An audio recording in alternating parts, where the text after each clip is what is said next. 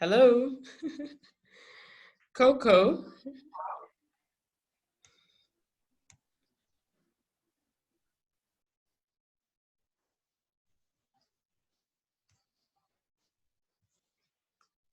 Can everybody hear me all right? Loud and clear. Okay. Yes, we can. Hello, Labari. Thank you for joining and being on time. Hello. Our speaker is here already as well. Right Great. on time. So, good morning. So could you, whilst we're waiting for a few more people to join, we're going to start at 11:10 on the dot, and then we'll just be letting people in as they join. But whilst we're waiting, would you guys like to introduce yourselves? We'll start with the first person that got here at 10:44. Ekwase, thank you very much. Good morning, Madam Tewa. Good morning. Always a delight to be in your programs, your events. Nah. My name is Ekwase Egbe. Ekwase from Edo State, not Ghana. I'm a serial entrepreneur. I love to buy and sell.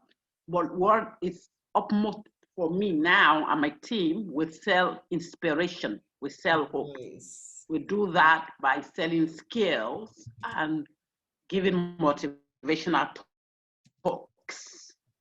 Right. So that's practically what we do. We're change agents. We give trainings, self-development trainings to children within the ages 11 to 21 so that they can imbibe very good qualities that can take them through life for them to become the best version of themselves and affect humanity positively. Fantastic. Thank you. I'm based in Lagos, Nigeria. Fantastic, fantastic. Nice to have you here. You've been a regular. I think you've been to almost all. Maybe if you miss any, you probably missed one or two. Thank you very much for being consistent and staying with us.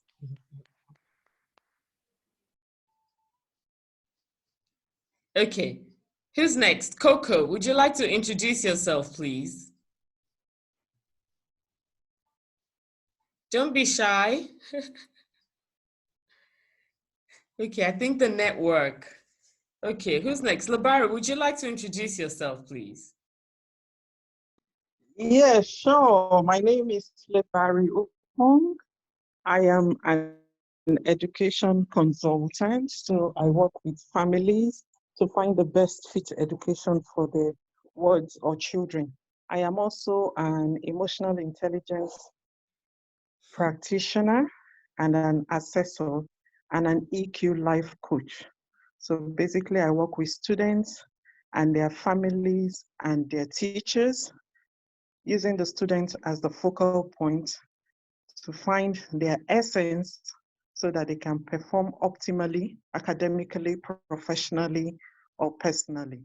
Wow. So in a nutshell, that's what I do. Well done, well done. Thank you for being here. And you've also been a regular. I try. I'm not always in Lagos, so network can be a bit funny, but I try. Yes. Thank you. Thank you very much, madam. You've been consistent. And then we have Dayo Musonya.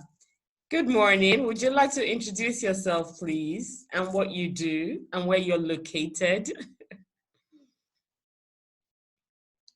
Morning. Good morning. My name is Dayo Musonya. I'm a medical consultant, and just seen this Zoom meeting, which I hope to join. And as a medical consultant, I'm into wellness. Actually, I've been giving talks, doing a lot of awareness on healthy living and well-being. At present, I'm trying to settle down to a business in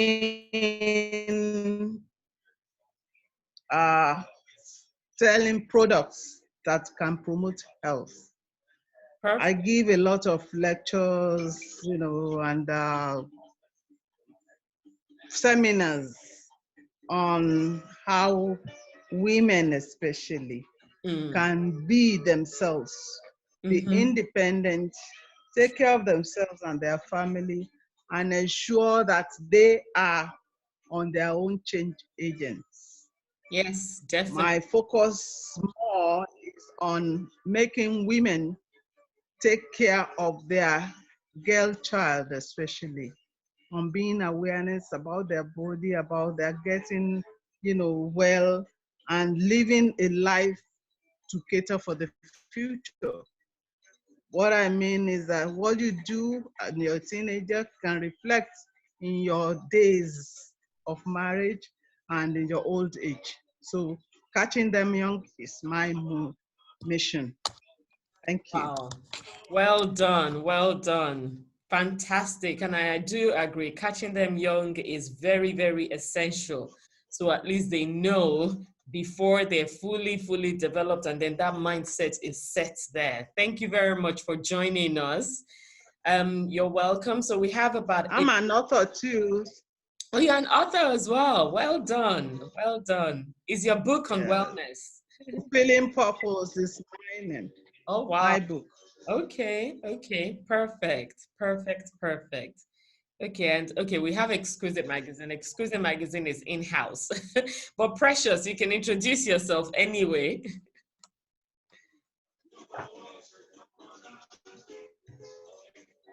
Hello, Precious.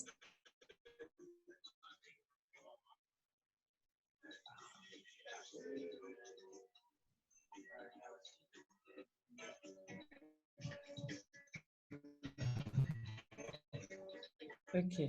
Good morning, Ma. Good morning, Ma. Good morning. How are you? I'm very fine, man. You? I'm fine, thank you. So, introduce yourself to the group. My name is Precious Daniel, and I'm the secretary at Exquisite Magazine. That's all. That's all. Let's just end there, please. I don't want to talk more. You're being shy today. Okay, so our speaker is here already, and we won't take much of his time, and we want to run on time today as well, because we have 2 sessions today. Today is the last day of the ELOY Sustainable Empowerment webinar series, and we are so excited. Yay! We're so excited and we're so happy. Since July, we started running the webinar series with the aim of helping business owners with different tips and ideas on how they can survive the new normal we have found ourselves, and post-COVID-19 as well. And just for information, Exquisite Magazine is the organizer or the owner of the ELOY Awards Foundation. And the ELOY Awards Foundation is about sustaining women empowerment through access to affordable finance, grants, information on how to sustain their businesses, entrepreneurial training, networking, and also mentoring. So this year, we have been able to successfully mentor 40 business women, 40 business owners. We've mentored them to help their businesses survive. And we've also, we've been training them. We've been doing all sorts of different networking events online since March, for them to be, for us to be able to get them to a point where their businesses are sustainable. Our watchword is sustainable empowerment, because we believe that even when you've empowered people, it needs to be sustained. Even if you've empowered small businesses, it needs to be sustained so that the businesses can go past 5 years. Sorry, can go past the first year, 5 years and more as God lives. So today we are talking about, we have 2 topics and we have 2 speakers. The first speaker is Mr. Femi Darabidon, who is, I'm going to read his bio to you, who is currently the group COO of Coralstone Capital Limited. He has a vast experience in the banking and finance industry with practical skills in corporate communication, retail, and microfinance segments of the banking industry. Obafemi Darabidon is an experienced business planning and enterprise development consultant. He is an executive partner at the Business Plan Hub.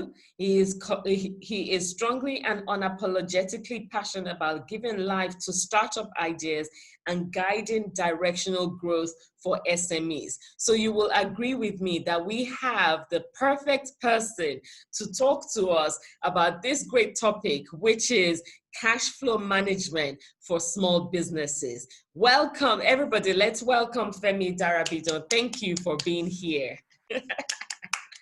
Yay. Thank you for having me. Good morning, everybody. Good Happy to be morning. here. Good morning. All right. Welcome. Glad to have you here.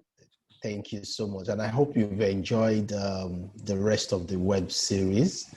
And I'm sure this is just going to be like an addition to what you have you've gathered so far. Yeah. There's really no isolation of contribution. Everything has a point where they all work together. So you can't talk about business strategies without finance. You can't talk about finance without talking about operations.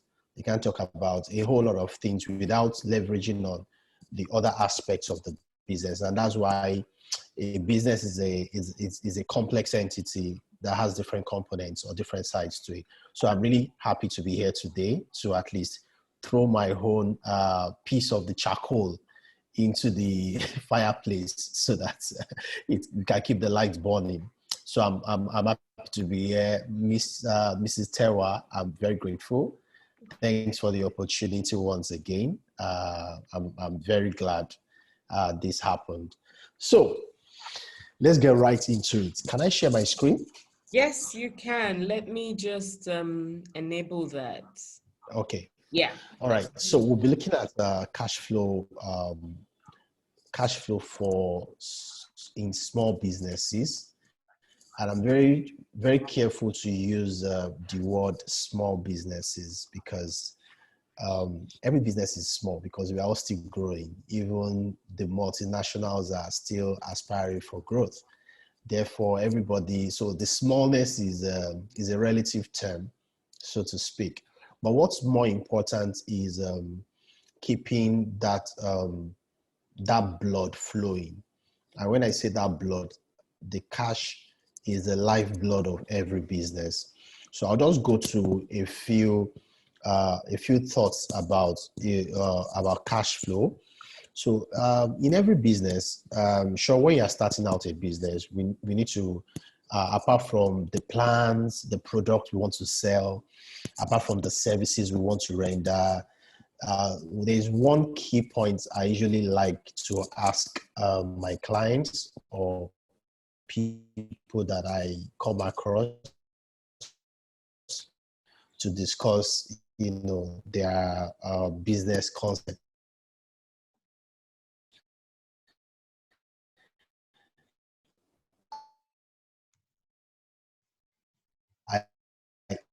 The question is,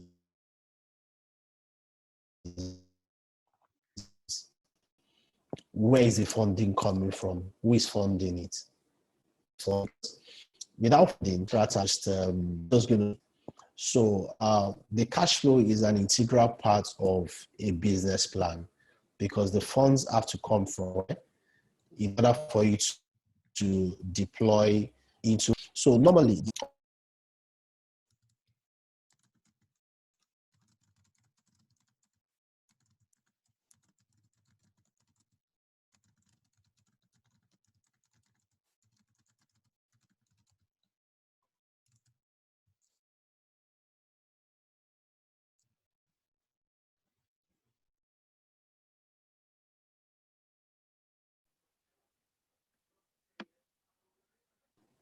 can you hear me? Okay, now we can. We All we we right. lost it for a few seconds. Okay. So sorry about that. That must be my network. So, like I was saying, I said the cash flow is structured around three major areas, and that has to do with the financing activities. This is how the cash comes into the business. It could either be through debt, that is borrowing money. It could be through your own funds, which is what we call equity, and equity can be raised from as many partners as possible who become shareholders in the business eventually. It could be through, investing activities, from stocks, from your own personal investment, or the company's investment. So cash can come from those kind of activities. Then we also have finance. We The do network is deals not, immediately sorry to interrupt you. The of network the is not business, fantastic. and also Would you like operating to turn the activities, video which is off? where the bulk of the. Hello. Hello? The network is not fantastic. Would you like Okay. to turn the video off? That All might right. give us a stronger. Okay. All right. I'll do that. Okay. Can And we're Can you not hear me seeing your properly screen now? again.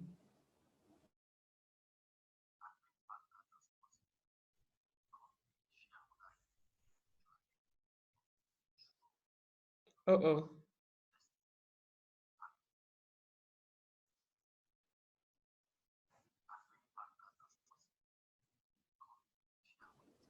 Can you hear me now? Okay, yes. Yes, we can. Okay. I switched networks. Okay. All right. So I'll just reshare my screen and be taking off from there.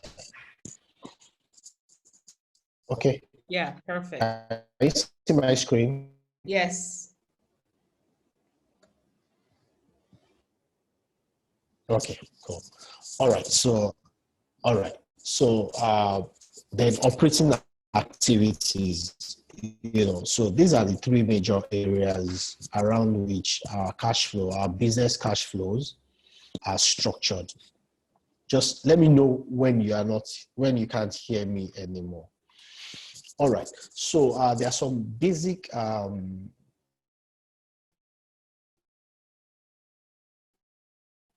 things to consider when talking about cash flow in your business. Not even talking about the profitability of the business now, because we need to, which is the lifeblood of any business. Even a profitable business can become stranded when there is no cash. So even if we reflect back on maybe like 3 to 4 months ago, in the thick of the pandemic and the lockdown, a lot of businesses suffered, that cash flow challenge, whereby you were unable to make sales due to lack of movement, and because maybe the products you are selling or that you are offering are not essential goods. So people are not patronizing you like they would. A case in point, people in the entertainment industry, especially uh, uh, party event planners and cake makers and all of that. You discover that because businesses were not open at that point in time, there were issues around sales and revenue for the business. So when we're talking about cash flow, we talk in terms of um, how revenue comes into the business, the timing the revenue comes into perspective, and that understanding that if a business is seasonal, in the sense that you do not in play, then you might not have sales in other parts of the year if that season is out already. And then that also borders on expenses. Most times in most businesses, expenses are usually they come more frequently or more regularly than revenue comes. So what you want to do is to ask yourself, how do I balance the frequency of my revenue against the frequency of my expenditure? So at times, even if you don't make sales in a month, if you don't make sales in 2 months, if there is no revenue coming into the business, most times you discover that your cost of transportation, your cost of utilities, your cost of salaries and wages are usually structured on a monthly basis, because you have to pay salaries, you have to keep the business littered up, you have to keep the environment, you pay your cleaners and all of that. All that expenses are usually going on when you're coming in, especially if you are not into an essential or fast-moving consumer kind of service or goods. So one of the important things to note is that it is not just in the amount of sales, but it's also the frequency of those sales. You need to understand the seasonality or the frequency of your market, of the market demand of your goods and services. Another point is also worthy of note, that profit does not equal good cash flow. So profit is a separate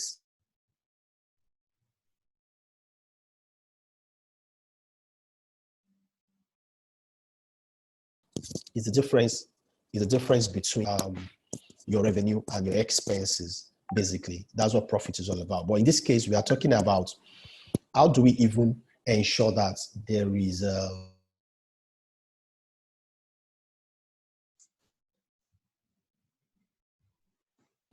so that we do not have a case where the business is stagnated and you're unable to take advantage of opportunities that comes your way.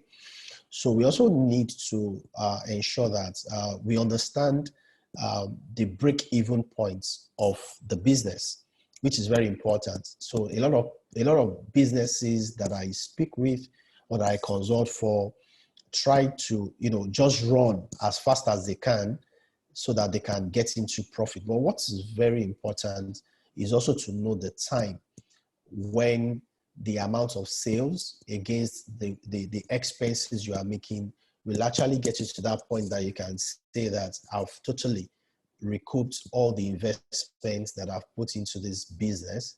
And therefore, at this point, I can start accounting for my profitability as an entity. And another point worthy of note is also to say that you cannot control what you don't measure. So there has to be some form of measurability into the cash coming in and going out of the business. You must understand to the cover how much is coming into the business and how much is going out.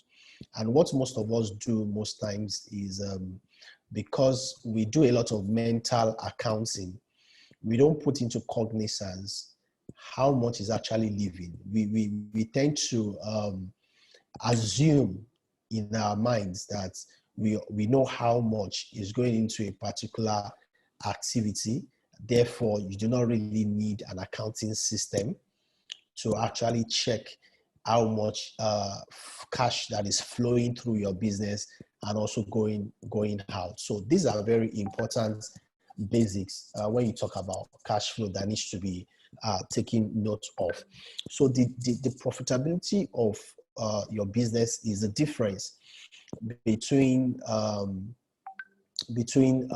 your revenue and your sales, but also the difference and the frequency of the payments and the receipts that come into the business actually affects the liquidity of your business. Like I earlier mentioned, the availability of cash in your business is very key, because it is that lack of availability that makes you to want to go and probably quickly get a short-term financing from a bank or a financial institution, just so that you can meet up with the shortfall between your revenue and also your expenditure. So the amount and the frequency of cash coming into the business, the timing and the amount of that cash flowing out of the business is very critical to the survival of that business. So profit in itself signifies that you are growing. So when we talk about cash flow, it might not necessarily mean that you are growing, but that the company is stable or the business is stable. So a company that is actually not profitable can be in business for as long as is able to manage its cash flow, is able to pay salaries. So that's why you can see that so far you're able to meet your short-term and your long-term obligations. You stay in business. You can keep your staff. You can keep the office running, even though the business is declaring losses.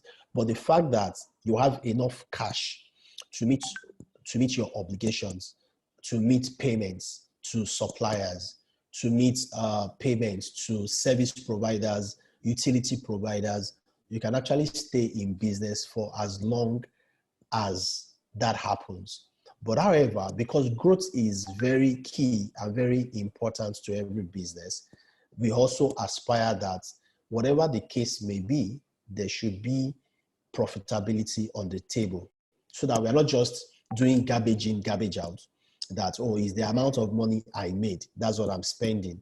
I'm not making more than that. There should be that aspiration to have a margin that is left, which is what we call the profit margin, beyond just meeting expenses from what is being sold. Therefore, there cannot be growth without profit, but there cannot be a business without cash.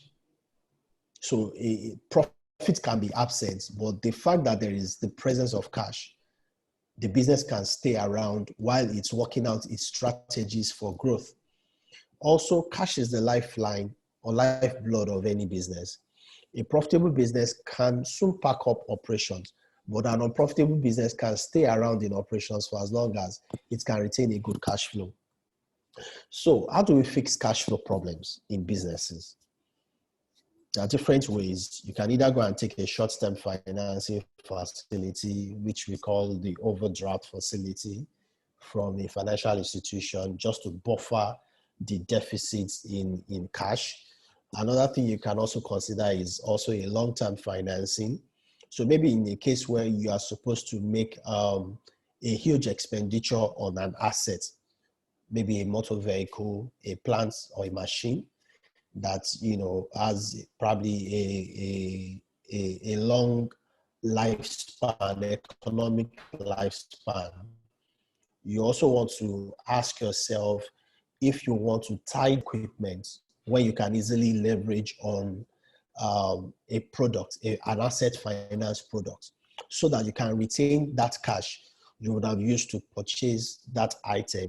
Then the business can generate enough margin for you to pay off that asset over a period of time. So you might want to put that into consideration. So that's one of the ways you can also fix cash flow challenges in the business. Another mechanism will also be timely recovery of receivables. So a lot of us, we sell goods, and it's not just about making sales, it's about making cash sales. So we can have businesses whereby sales are going on. In fact, the system is recording, oh, all of these inventories are going out within a month. But the question is, how much or what portion of that sale is actually a cash sale, and what portion of it is actually a credit sale? Because we're in a business environment, credit is always part of business. So we can't say, do not sell on credit. There are stuff that you need to sell on credit. There are times you need to sell on credit, or that you need to deliver that service on credit. But what's more important is that you arrive at a healthy balance between your credit sale and also your cash sales.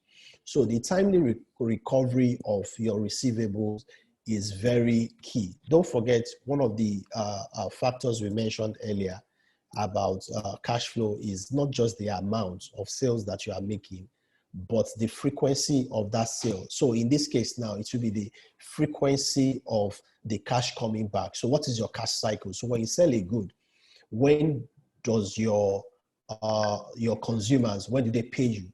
Do they pay you back within 30 days, 45 days, 60 days? So like for us, for instance, we are in the finance business, and one of the things that we do is to give out financing to businesses and to individuals.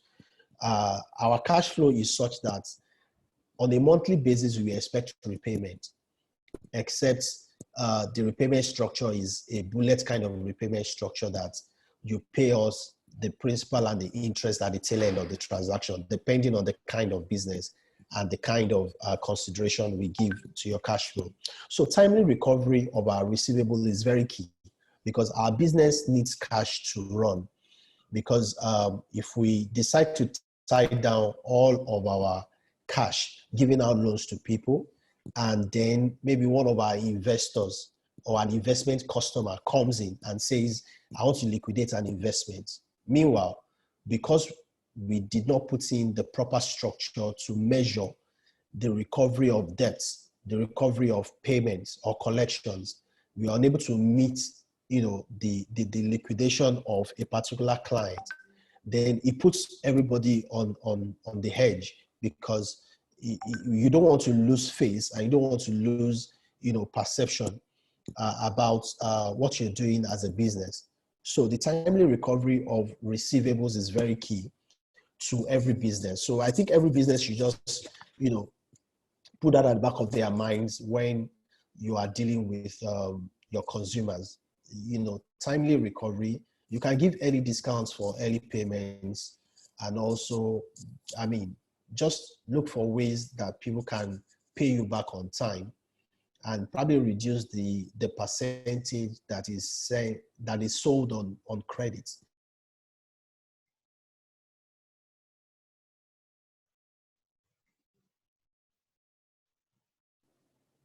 So always ensure that you save for the rainy day. So I think one of the things that happened during this time of the pandemic to a lot of businesses was about not having enough retained earnings.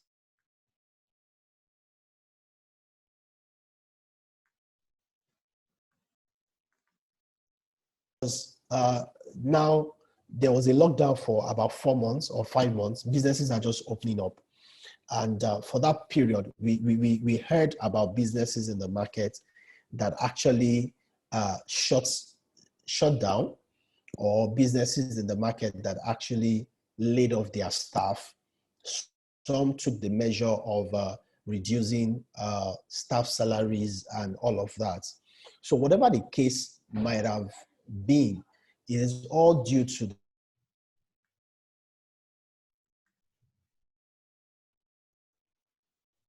and to stay around in order for the business to bounce back after the lockdown.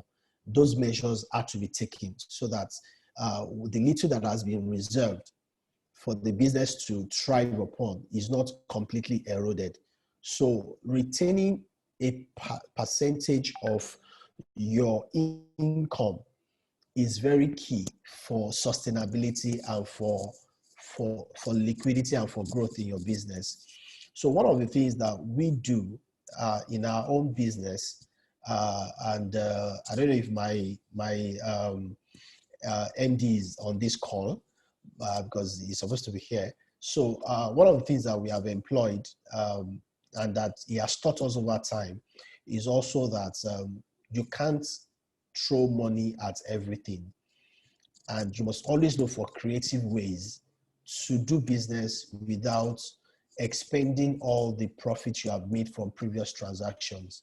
Even if you have a legitimate right to take profits out of the business, always ensure that you have a substantial amount of that profit plowed back into the business. That is what will help the business to grow. So it's part of the growth plan to ensure that there are always retained earnings in the business. Even if there is going to be profit sharing among the partners or among the owners of the business, you must always ensure that a greater part of that retained earnings is plowed back into the business. Those are the things that will keep you away from running helter-skelter when there is an obligation to be met in the company, because the company would have been able to shore up its own capital base in order for it to be able to leverage on opportunities as they come. So another thing is also cash. So you can look at your business and look at, there might be some assets within your business, either from your inventories, maybe old stock. And that's why you see that some businesses that are into trading activities tend to auction through clearance sales, stock of goods in their shops or in their supermarkets or in their stores in order to free up cash. Because it doesn't really make any economic sense if you have so much stock in your warehouse or your shop or your supermarket and you're still looking for money. The question you should be asking yourself is, how come I have so much in stock and I'm still looking for cash? Because the cash is tied up in the stock, in the inventory. Or there might be some pieces of assets that are no longer using again in your business. And this applies to maybe manufacturing entities or stores.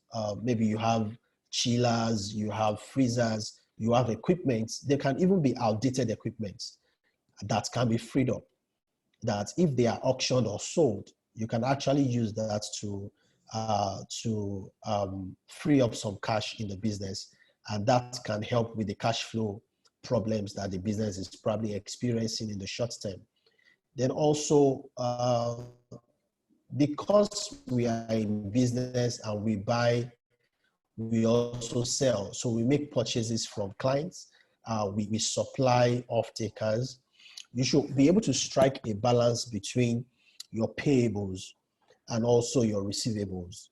Most times, you must be able to negotiate a delay in your payables so that by the time your receivable comes in, your receivable have a buffer of a particular number of days or weeks before you start making payments out of them. Because if you are making payments to your own suppliers the same way your payments are coming in, you might actually be left with no liquidity in the business at some point in time. So you have to harness that skill of delaying payments, not like you won't pay at all. So if you are taking goods from a supplier, you must be able to negotiate a longer payable days than your own consumers will pay you for the goods and services you are rendering to them. So you have to look at the matrix of these two ends, your buying and your selling. Your payment for what you are buying should be slower than the receipt of what you are selling, so that at every point in time, there is some retention of liquidity and cash in the business. You can explore suppliers' credit facility that you don't have to pay cash upfront or pay cash or on the spot for goods and services delivered to you. So it's a supplier credit kind of arrangement that you can pay up later. Then also for goods that you have already delivered and you're expecting payment, and this is where the invoice discounting facilities that financial institutions give you comes in. You can refinance your receivables. So let's say, for instance, you have delivered goods or you have provided services to companies or your contract employers. You can actually, based on the invoice that has been accepted, stamped and received, you can move to a financial institution and tender it for a refinancing and say, see, I'm getting these funds in 45 days, but I need to purchase goods right now, and I do not have that. So a temporary overdraft can be quickly granted so that you can be able to take advantage of the market opportunity that you have at hand. So you can refinance receivables, and that's also a mechanism, although it will come at a cost. But of course, you must also be able to understand the cost of accessing the facility compared to the profit you are making from that receivable.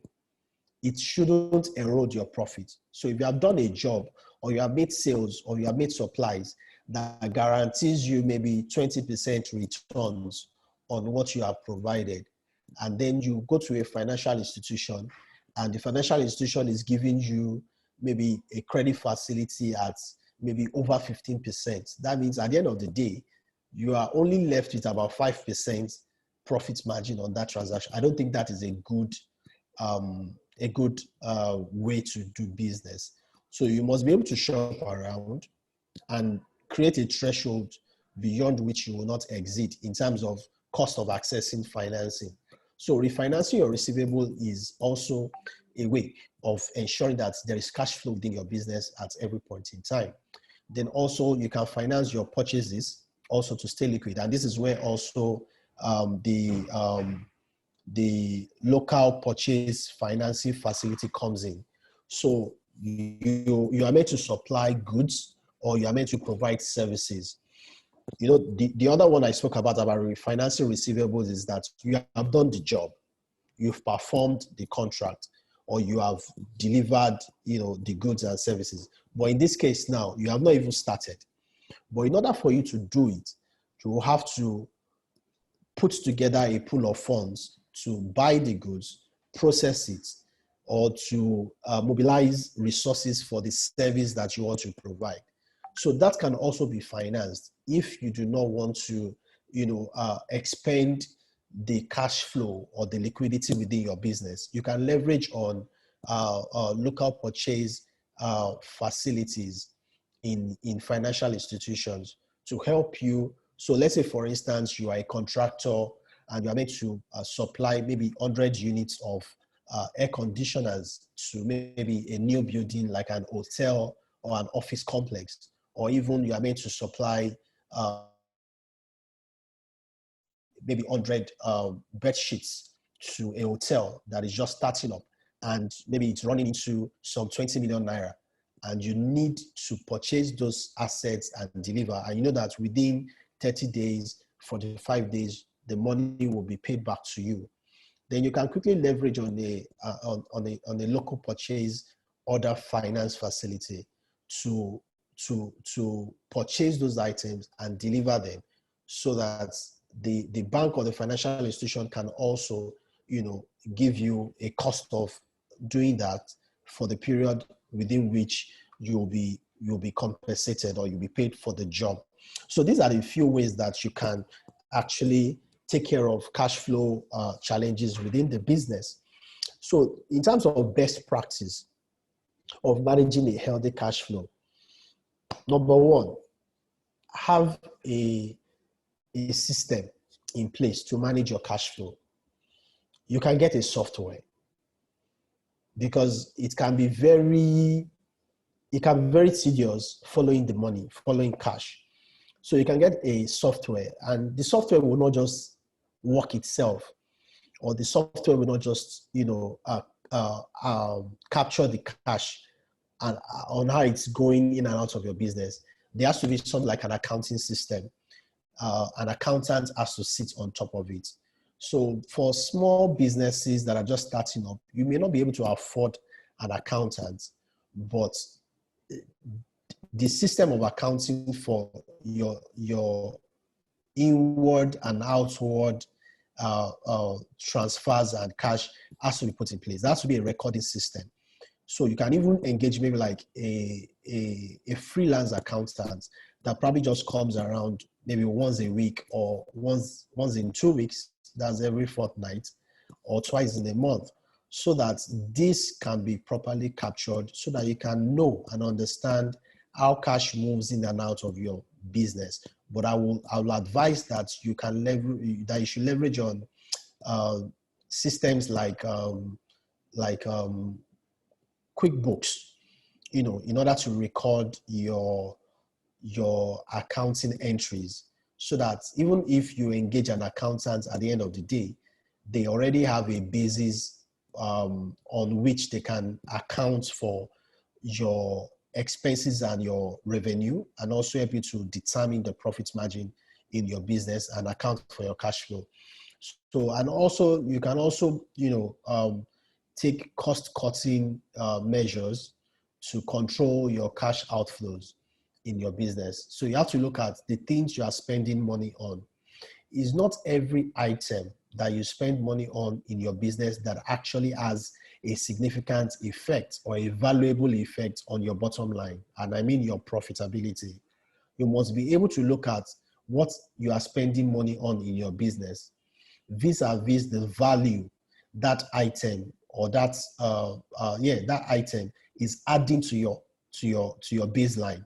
If it's not adding anything to your profitability, I think you need to relook at it. So we all do a lot of things either by trial and error. We all participate in a lot of bandwagon campaign because business A is doing a particular thing. You also jump on the train so that you can be seen to be doing the same thing. But what we fail to realize is that every business is a personality and you are unique in your own way. What works for business A may not necessarily work for you. So you must look at the cost lines and ask yourself, if I run my generator for 12 hours, how does it add to my bottom line? How does it add to the business that I'm doing? And if I change that model to maybe an inverter model, will it play out better for my business in the long run? You must be able to do these calculations and see how you can cut costs in the immediate and also in the long run in order to edge against the cash outflow out of your business. Then keep your cash growing. So what does this mean? Don't leave idle cash. Even if you have good liquidity in your business and your business, affords you the opportunity to just keep money in your bank account because you have been able to manage your systems very well. Don't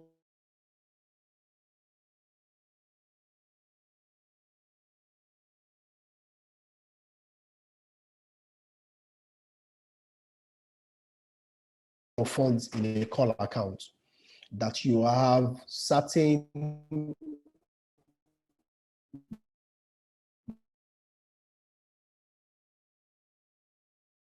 margin of interest, accruing by the cash. Make sure you keep your cash growing. So when you have opportunity to save up cash like that, always look for an opportunity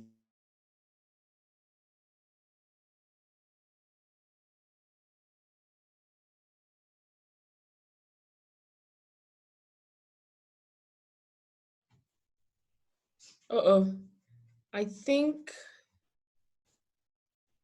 his connection might have, yeah, it has locked us out. Okay, we're back. Hello? Okay, I'm back. Okay, we're back. I'm back. Yeah. So never keep idle cash. Ensure that your cash is growing. And the reason why you are aiming at having a positive cash flow or liquidity is very simple. Time has proven that opportunities come in circles. When you have free cash, it gives you an opportunity to negotiate better rates or better prices. Like they say, when you go to the market and you try to buy stuff, the question will be that, are you ready to buy now? You discover that the readiness that is backed up with cash will always get you a better bargain, even from the suppliers you have been dealing with. Because that's what they say, cash is king. Your liquidity is not for you to show off that you have enough cash in your bank account. It is for you to be able to leverage on opportunities, to buy goods at a cheaper cost, to negotiate better rates because you have the cash to actually back up your negotiation skills, so that when those kind of opportunities, sure, you can always.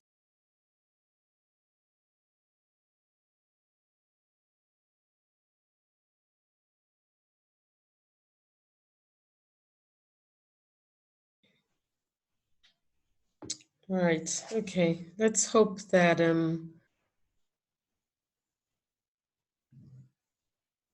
hello everybody. Let's hope that the network will let him in again.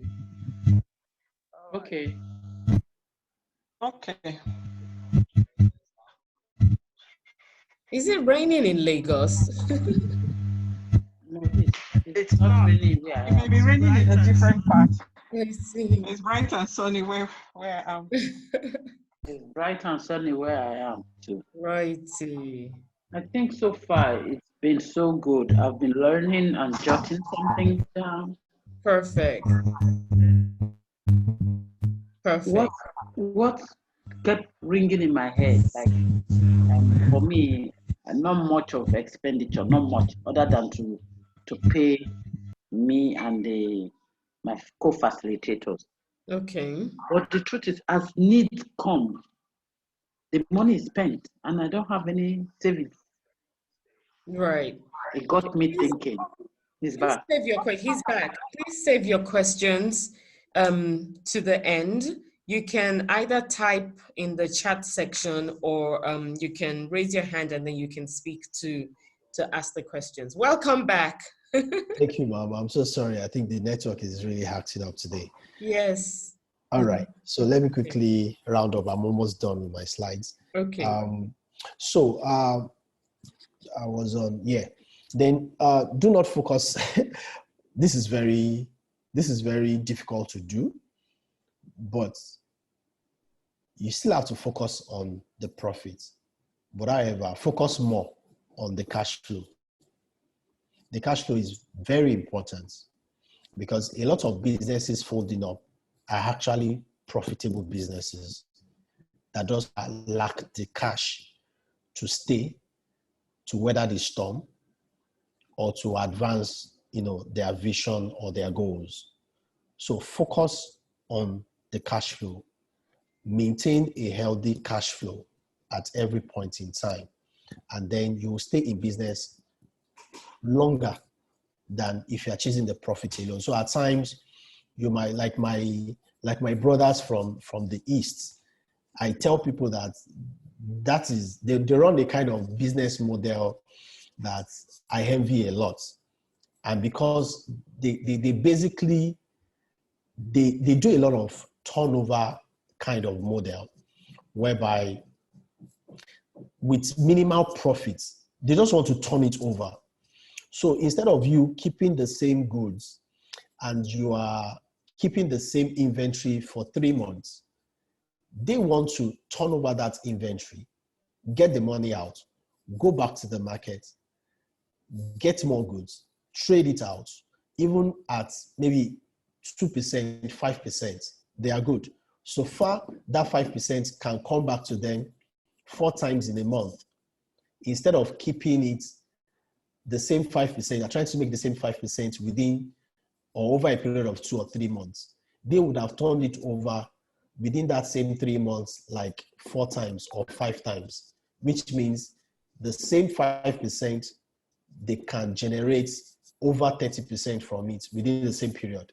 That another businessman is looking at it that until I make 10% from this sale, I will not sell it. So everybody that comes to you, you just kind of like say, please, I'm not selling if you're not buying at my price. I hope we get the logic behind do not focus on the profits, but on the cash flow. So that's the idea about that. Then also another best practice for managing a healthy cash flow is to identify your business risk and try to prepare in advance on how to mitigate them, because risk factors in a business actually kills it results to expenditure, because you have to replace, or there's a risk, there's a cost you have to bear for the fact that a risk happened. So like for instance, for us in our own business, because we're in the business of finance, every time a customer defaults, the risk to us is the payment risk. And that payment risk means after the recovery, there are recovery expenses that you don't want to go to late.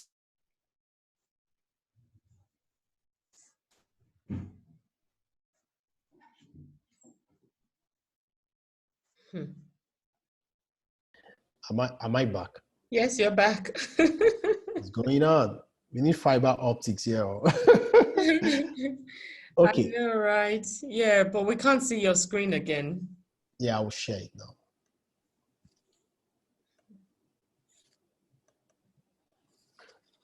Okay, so I was talking about business risk, and we must be able to fix the risk. We must be able to mitigate that risk before it crystallizes. So every business has that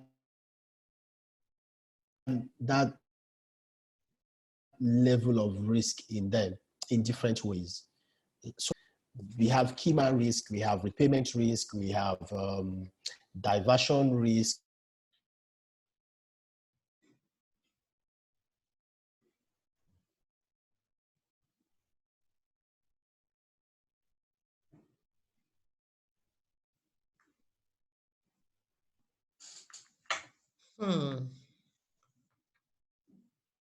Right. Okay. God help us with this network, but hey, if you have any questions, please begin to prepare them.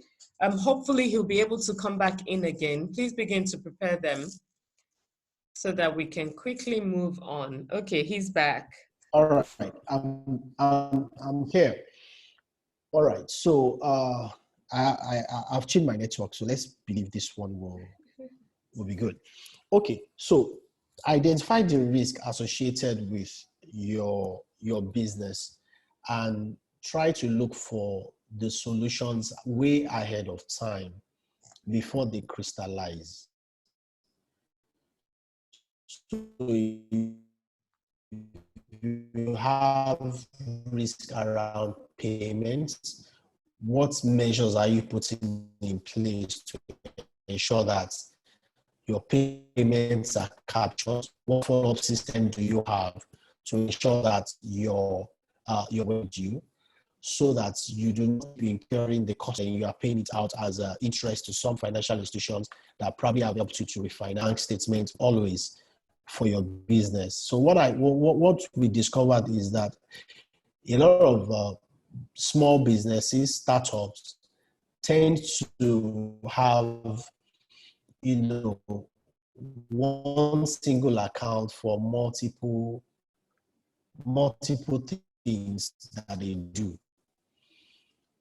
In as much as possible, even if it's one business, but you have maybe different products or different services, it would be a bad idea to have 3 to 4 operational accounts.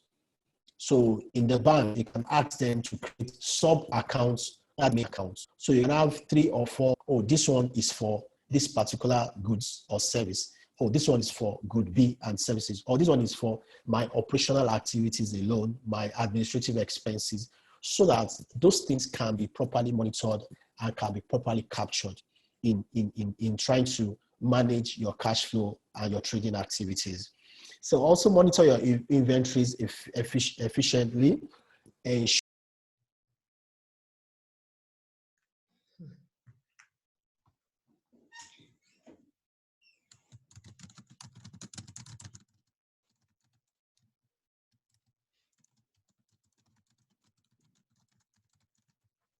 Wow, today is a great day.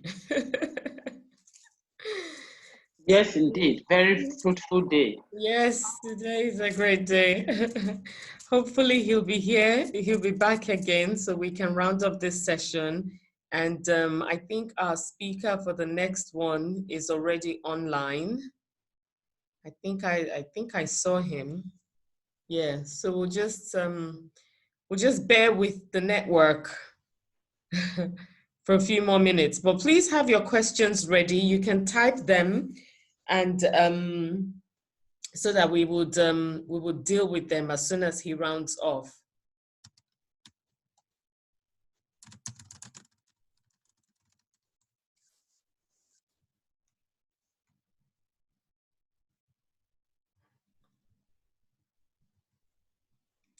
Right.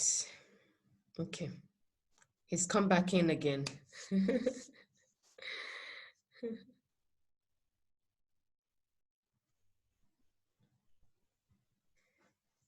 I hope everybody has been taking notes. I have been taking notes, and in as much as we've been in business for so long, it's important to remind ourselves of the importance of having a proper cash flow management, because we can get caught up in what's happening with the business and trying to make sales or put ourselves out there, get more people in, get staff in, not opening accounts as they should. And then at the end of the day, we are not focusing on the lifeline of the company, which is the cash flow. Okay, he's back.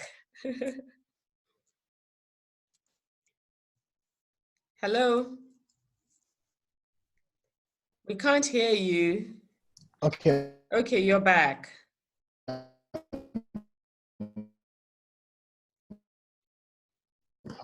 I'm back. I'm so sorry about this. Okay, so I said I'm so sorry about this. It's fine. Yeah.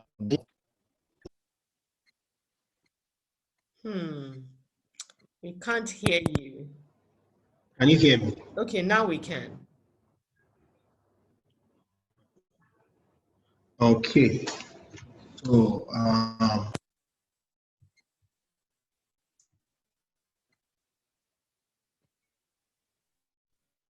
We can't hear you.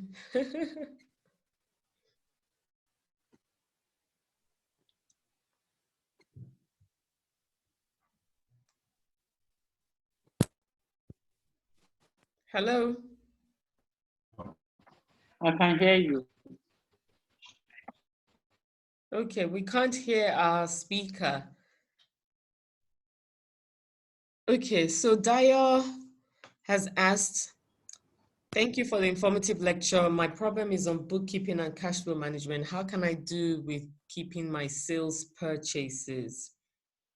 Okay, let's hope that he would be able to come back on.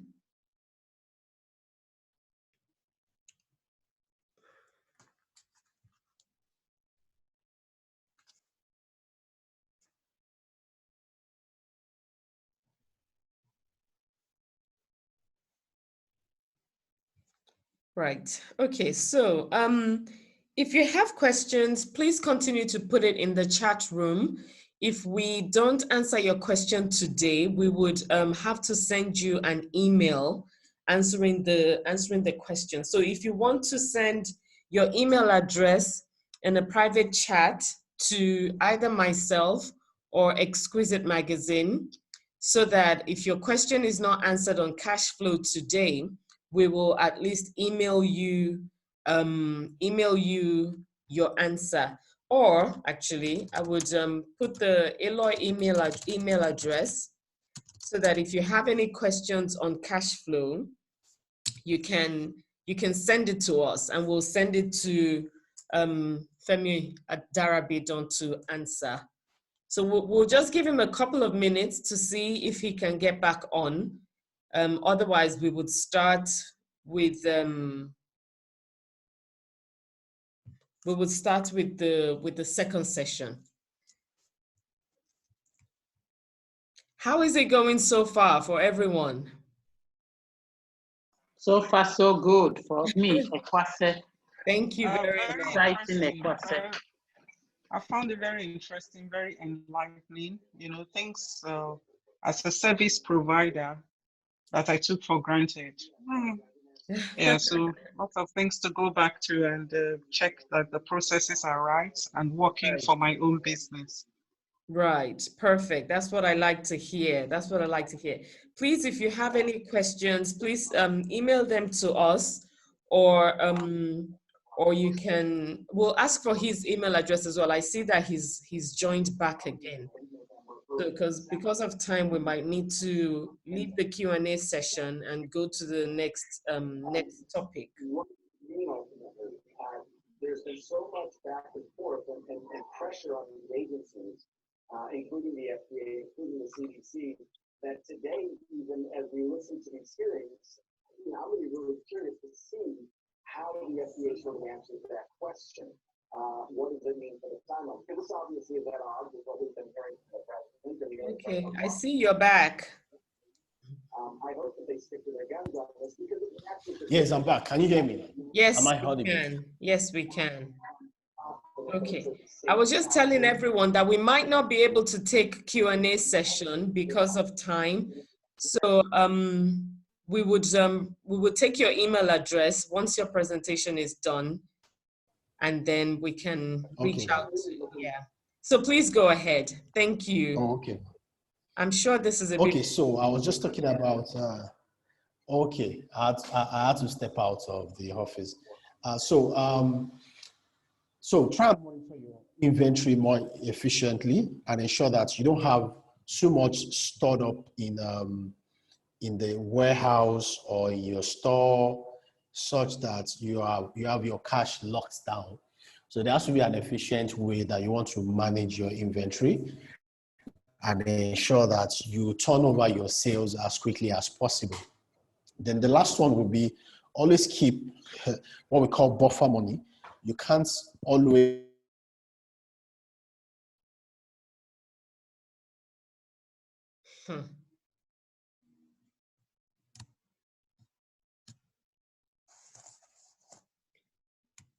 Wow.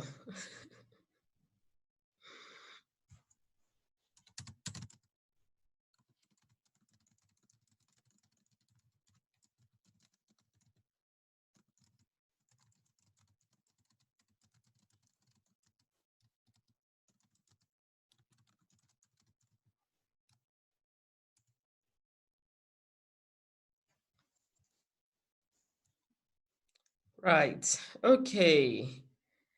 I bet this is a bit frustrating for him as well as us. Please bear with us. Hopefully he would be able to come back on in a few minutes and then we can round off. Please remember to put your email addresses down and your questions so that we would get Mr. Darabidon to send you your replies and help the best way possible. Thanks for being patient. Oh, he's here. Thank you so much. I'm back. I heard the cash reserve. So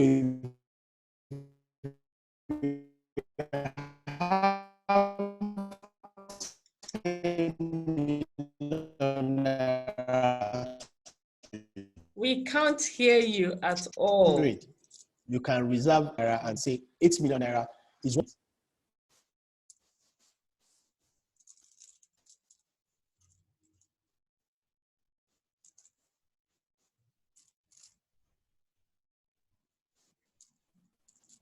Hello?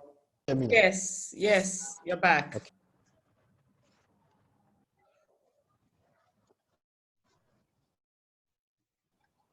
Hello? I'm clear now? Yes, you're back. You're back.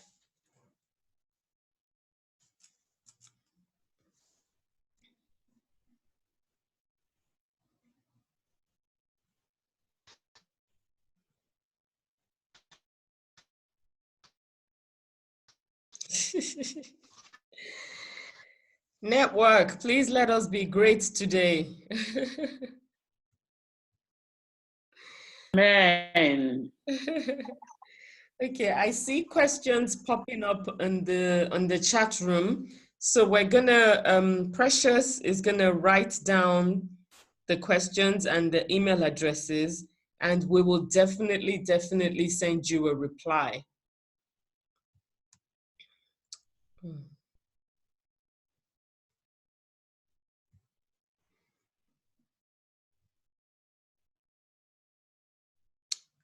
Wow.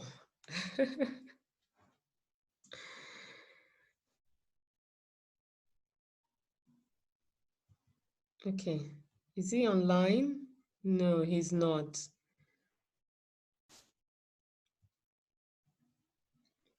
Right. Okay. Please give him a couple of minutes. Let's see what happens. And then in about, give or take 5 or so minutes, we would go to the next topic.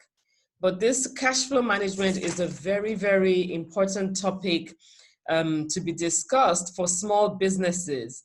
And I really, really wish that the network wasn't this bad, so that we can all, hear from the horse's mouth, hear from the expert about how we can manage our cash flow system, not even just for now, but post-COVID and moving forward in our businesses. Like I said at the beginning, the aim of the webinar series is to help us and give us tips on how we can sustain and survive in our businesses in this new normal that we have found ourselves, and post-COVID as well. So I don't think he's back on. Wow.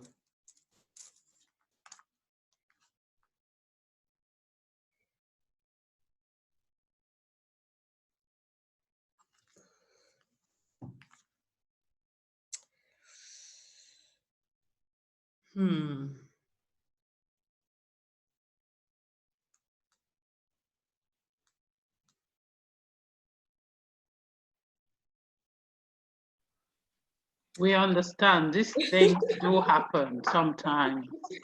I suppose it's been so good so far, so good. Thank you so much. Yes. Thank you so much. Good job you're doing. You and your entire team. Well done. Thank I admire your tenacity. Your Thank you. No little wonder that 17 years you're still growing. Yes, we have. Grateful to Almighty God. We have been in business for 17 years. I think what we might do is continue with the next session, and we would send a message to Mr. Darabidon so he'll probably round off when he has a better connection, so that we keep the momentum going, and we're not feeling feeling out of place, so to speak. Okay, so our next speaker is online. His name is Ayokunu Ojeni. He is okay, he's back again. Let's just, one more chance. One more chance. Hello, are you with us? It's still connecting. It's still connecting.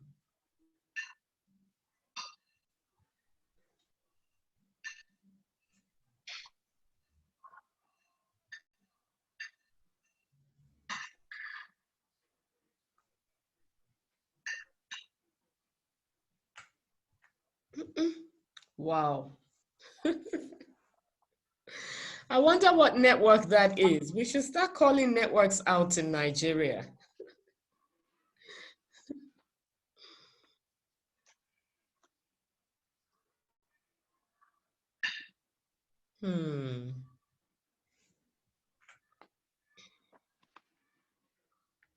Okay, so for the people that have just joined, that weren't here when we started, the ELOY Sustainable Empowerment webinar series is aimed at helping entrepreneurs with tools that they need to be able to survive in this new normal that we have found ourselves.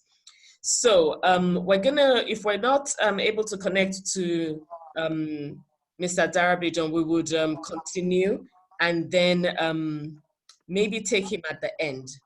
But our next speaker is online. So without wasting much time, we're gonna have Mr. Ayokunu Ojeniyi speak to us about and give us tips on the ease of doing business in Nigeria. I am so excited about this topic because a lot of people have issues doing one thing or the other with the CAC, with the LIRS or FIRS, with different government offices in order to do what their businesses are meant to do. And today we have an expert in the house.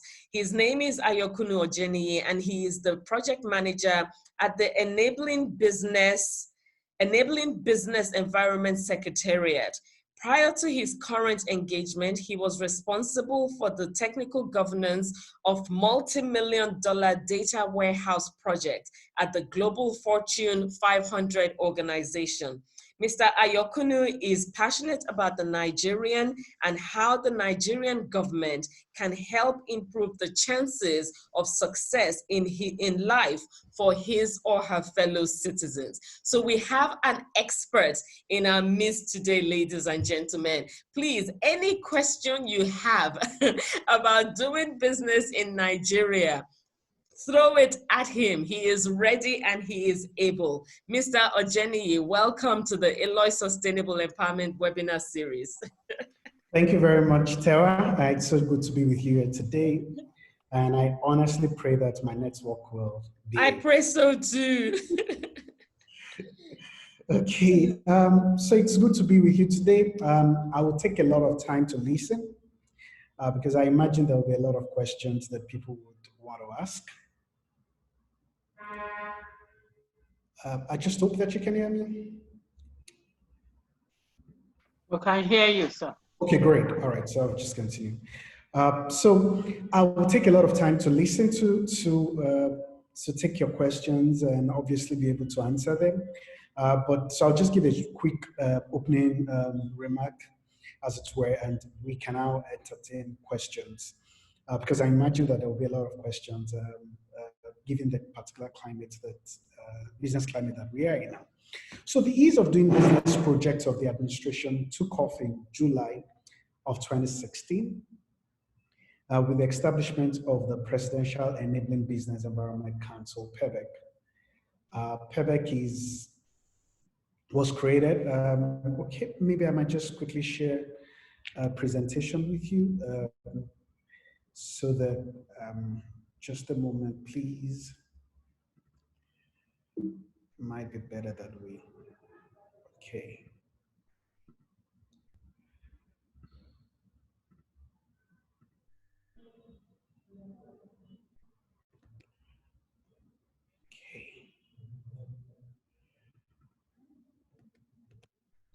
Share my screen now.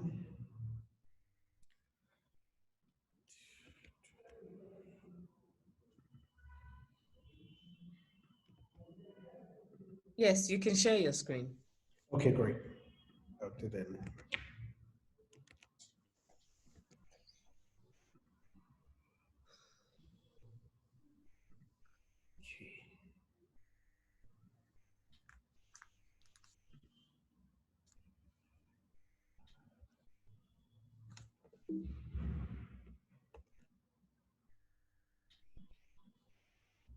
Can you see my screen now?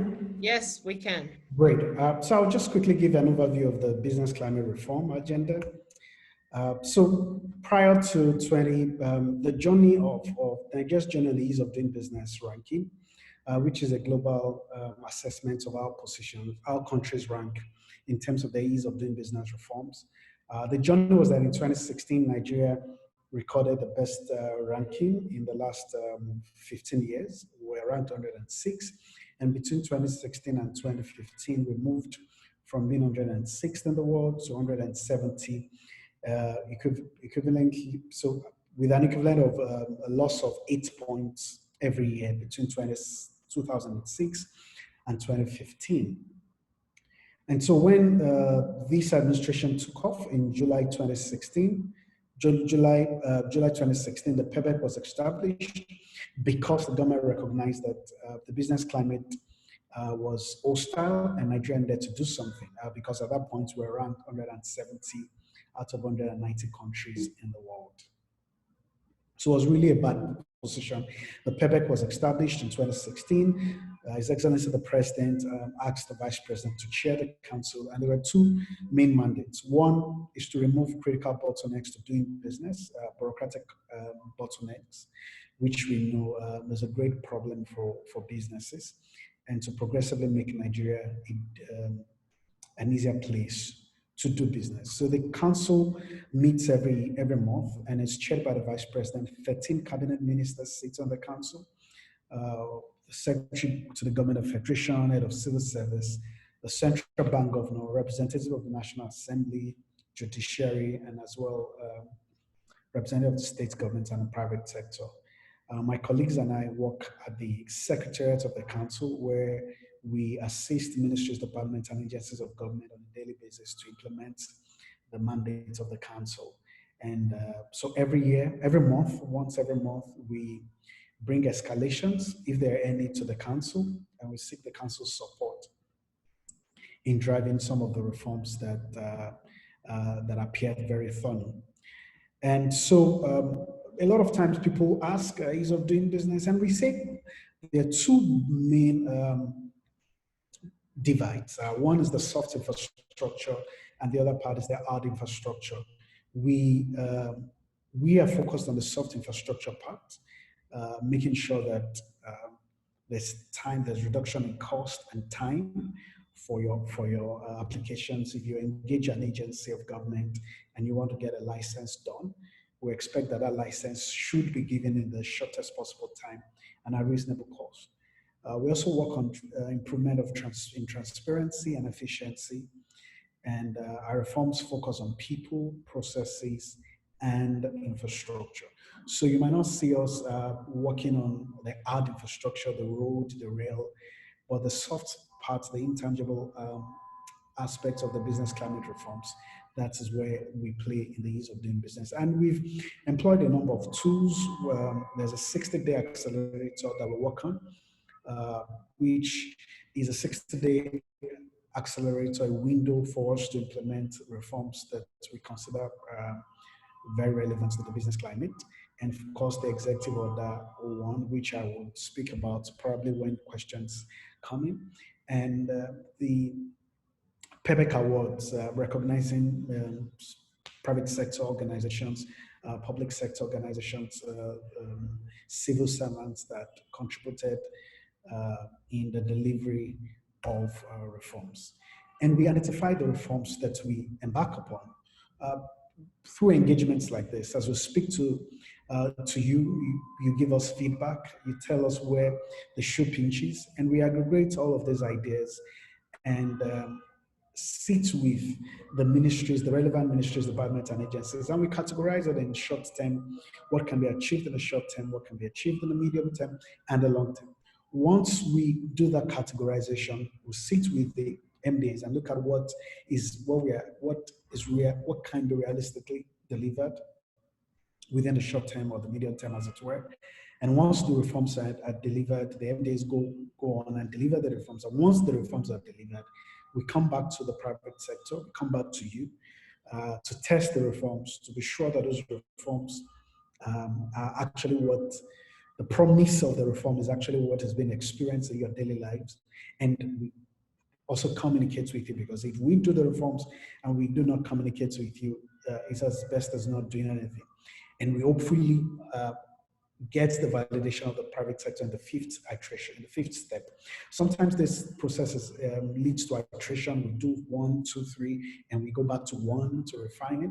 But the goal really is that once reforms are delivered, the private sector has to validate it. Without the validation of the private sector, the reforms really are not done. And so the executive order one was issued in May of 2017, and is one of the tools that I believe that the private sector can engage with and get the MDAs to do what they're supposed to do. And I'll speak to that probably in the question and answers, because I'm hopeful that there'll be a question around that area. And report.gov.ng is an online platform where we that affords us the opportunity to get your feedback on complaints or on services that rendered by MDs. So it's a web portal, and it's also available on your Android, on our Android phone, report.gov.ng. You can download it, lodge complaints on, or provide feedback on any services rendered by the MDs, and there'll be somebody on the other end that is going to respond to the complaints and hopefully resolve it within the shortest possible time for you. So we work with 53 MDs. Because federal government has hundreds of MDs, we thought it was important for us to prioritize. And so we work with 53 of them that we believe touch directly on the business climate report. The executive one, I've spoken about it. And we've done, over the last 3 years, Nigeria has moved 39 places in the World Bank Index. So we are ranked 141 in the world. This is not where we want to be. Sometimes the reasons why you are not feeling the impact of the movement is that 141 out of 190 is really still a bad place.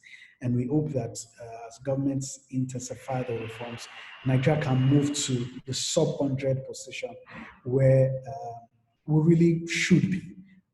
And I believe that at a point, some of this, the results will become more tangible in the life cycle of businesses. Some of the reforms we've been able to work on is like the automation of the Corporate Affairs Commission processes, making it possible for you to register businesses online. NAFDAC, we did some business process engineering with NAFDAC and we reduced the time for registration of food products. We work with the Federal Airports Authority of Nigeria, the airports, particularly international terminals in Abuja and Port Harcourt, are wearing a newer look. And simple things like removal of what used to be called the passenger service charge at the FAN airport, at the airports controlled by FAN. That little sticker that you still have to fix to your boarding pass, even if you print an electronic boarding pass, we make sure those stickers were removed. It's simple, but it helped improve the process and reduce interaction between the passenger and the officials of the airport.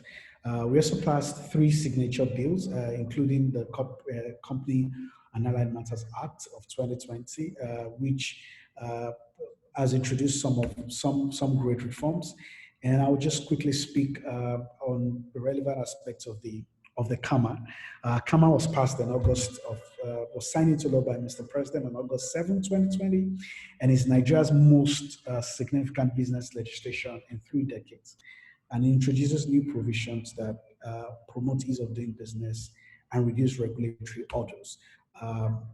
The LS version of the bill that was passed into law started in 2013 and went through several iterations up until the passage of the bill in 2020 and eventual accent given by the president in August of 2020.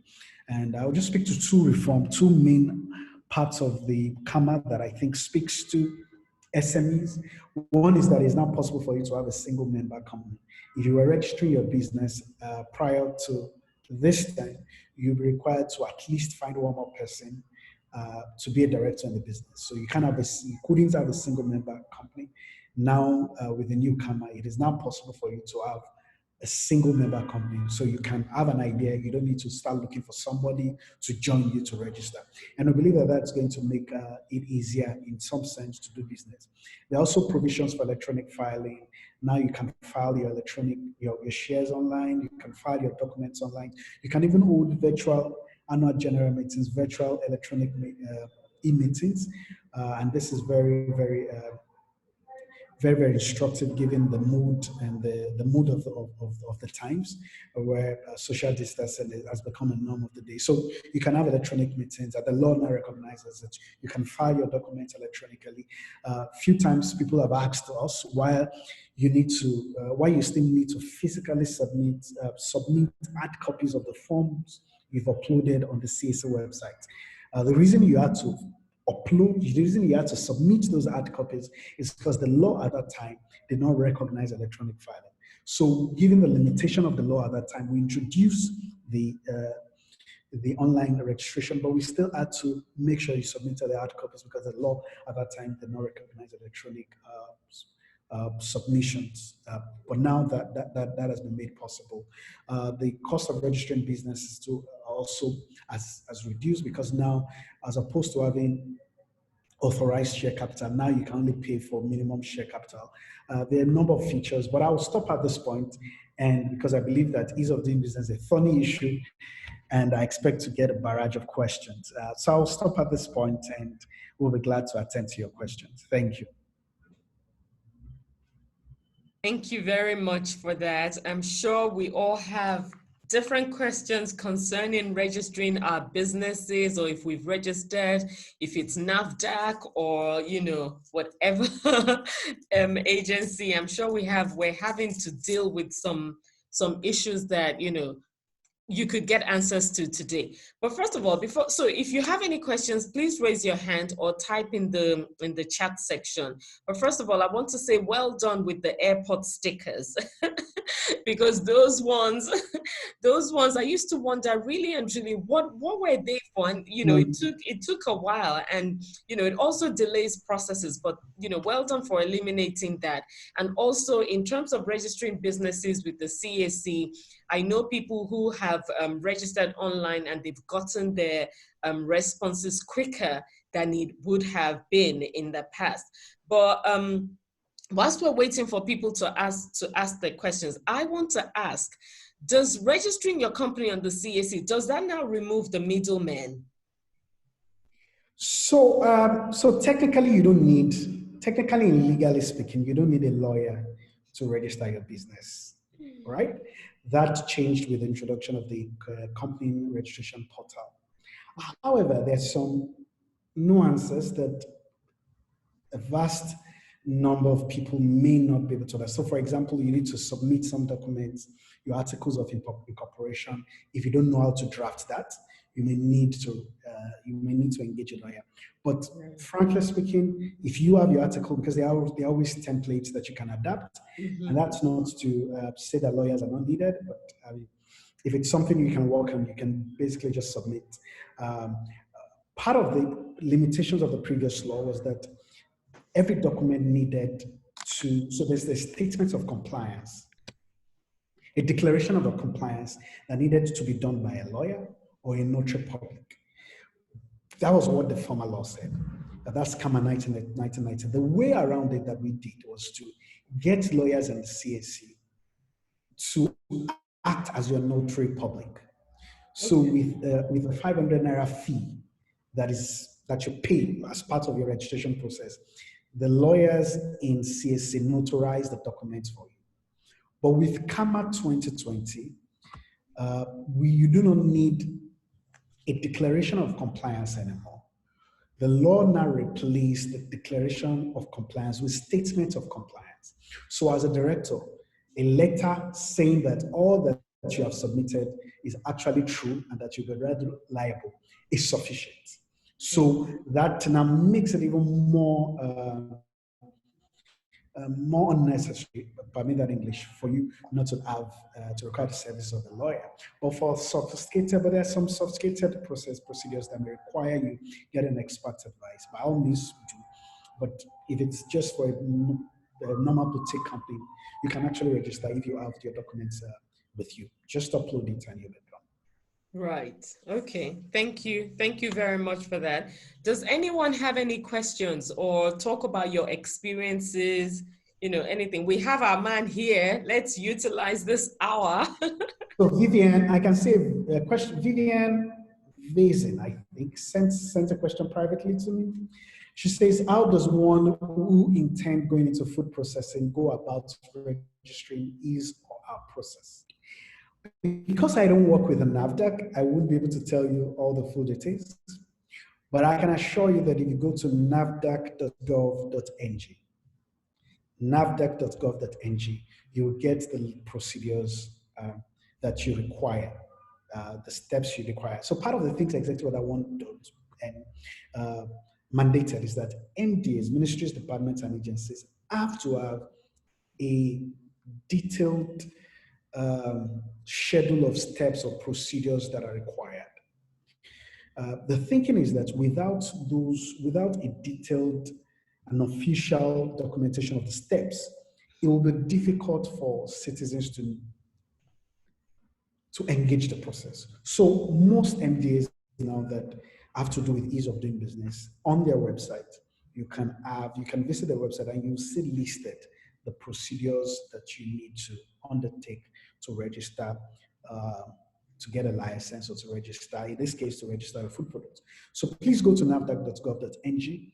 You don't need a consultant, right? If you understand the nuances, because NAFDAC has certain standards.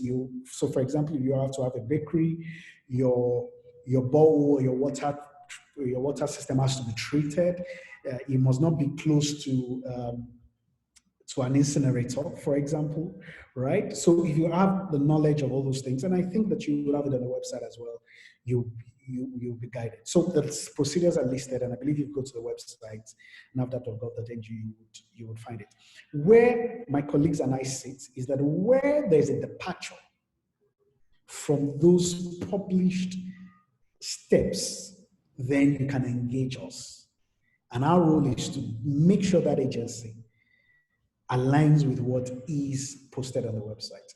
And in some agencies have even gone a step further by putting the timeline for each of the procedures so that you'll be guided accordingly. Right. So you're like the police of the different parastatals. Sort of, yeah. Right. Okay. Thank you very much for that. Anybody with any more questions? Questions? Okay, while I wait for that, I know there have been some challenges with company registration right now because of COVID, because of the impact of COVID. As you know, because of the social distancing rules, for a large times, for a long time since March, the full complement of staff haven't resumed in the government parastatals. So at some point at the Corporate Affairs Commission, 88% of the staff were actually not coming to the office.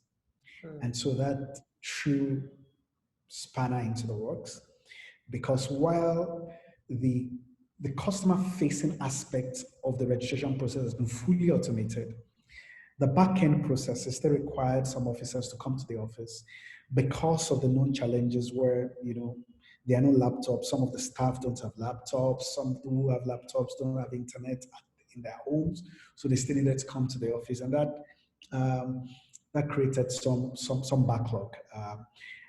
Again, before you could go to CAC office to pick up your certificate of incorporation. Right now, because of COVID, a courier company as courier services now do that submission on your behalf or bring the certificate on your behalf. So that has also sort of lengthened the time. But we hope that as the procedures have been relaxed, some of these hiccups that we currently face would be eliminated. Right. Okay, thank you for that. I have a question. So now, in terms of with the new CAMA Act, you don't have to, CAMA Act, with the new CAMA, you don't have to, as a small business, you don't need auditors to do an audited report and, for you to file your taxes. But so how does it work? I'm sure, in case you ladies and gentlemen don't know this, how would it work in terms of making your tax payments both in the states and in the federal FIRS? How will that work? So the way it is, depending on the size of the company and the kind of operation the company is involved in, simple bookkeeping can help you. If you keep your books, if you have a strong bookkeeping lifestyle, for lack of a better word, you may not require an auditor. A company with a turnover of, say, less than 5 million, 10 million, need not necessarily require an auditor.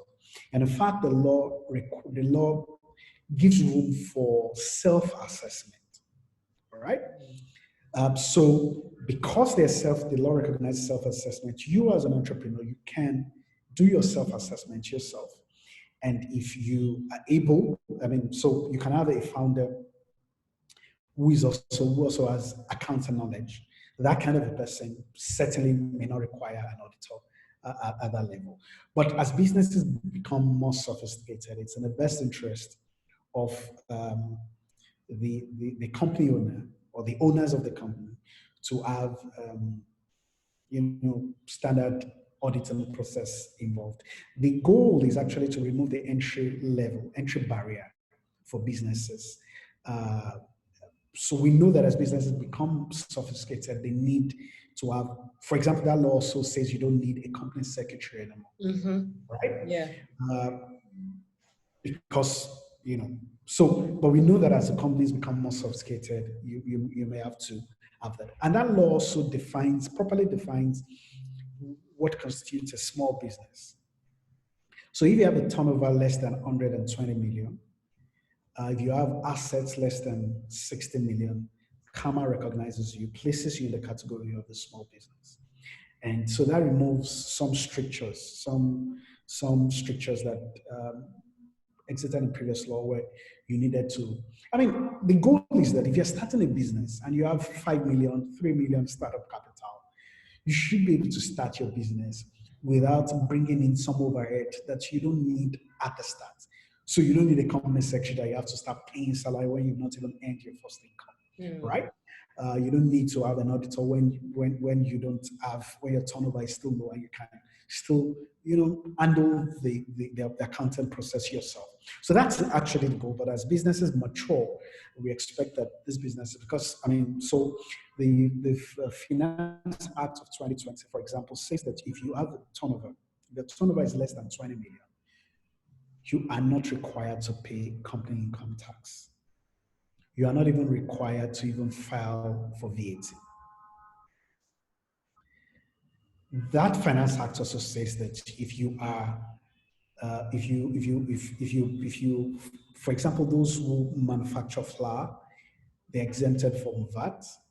Of course, your agricultural product is exempted from VAT.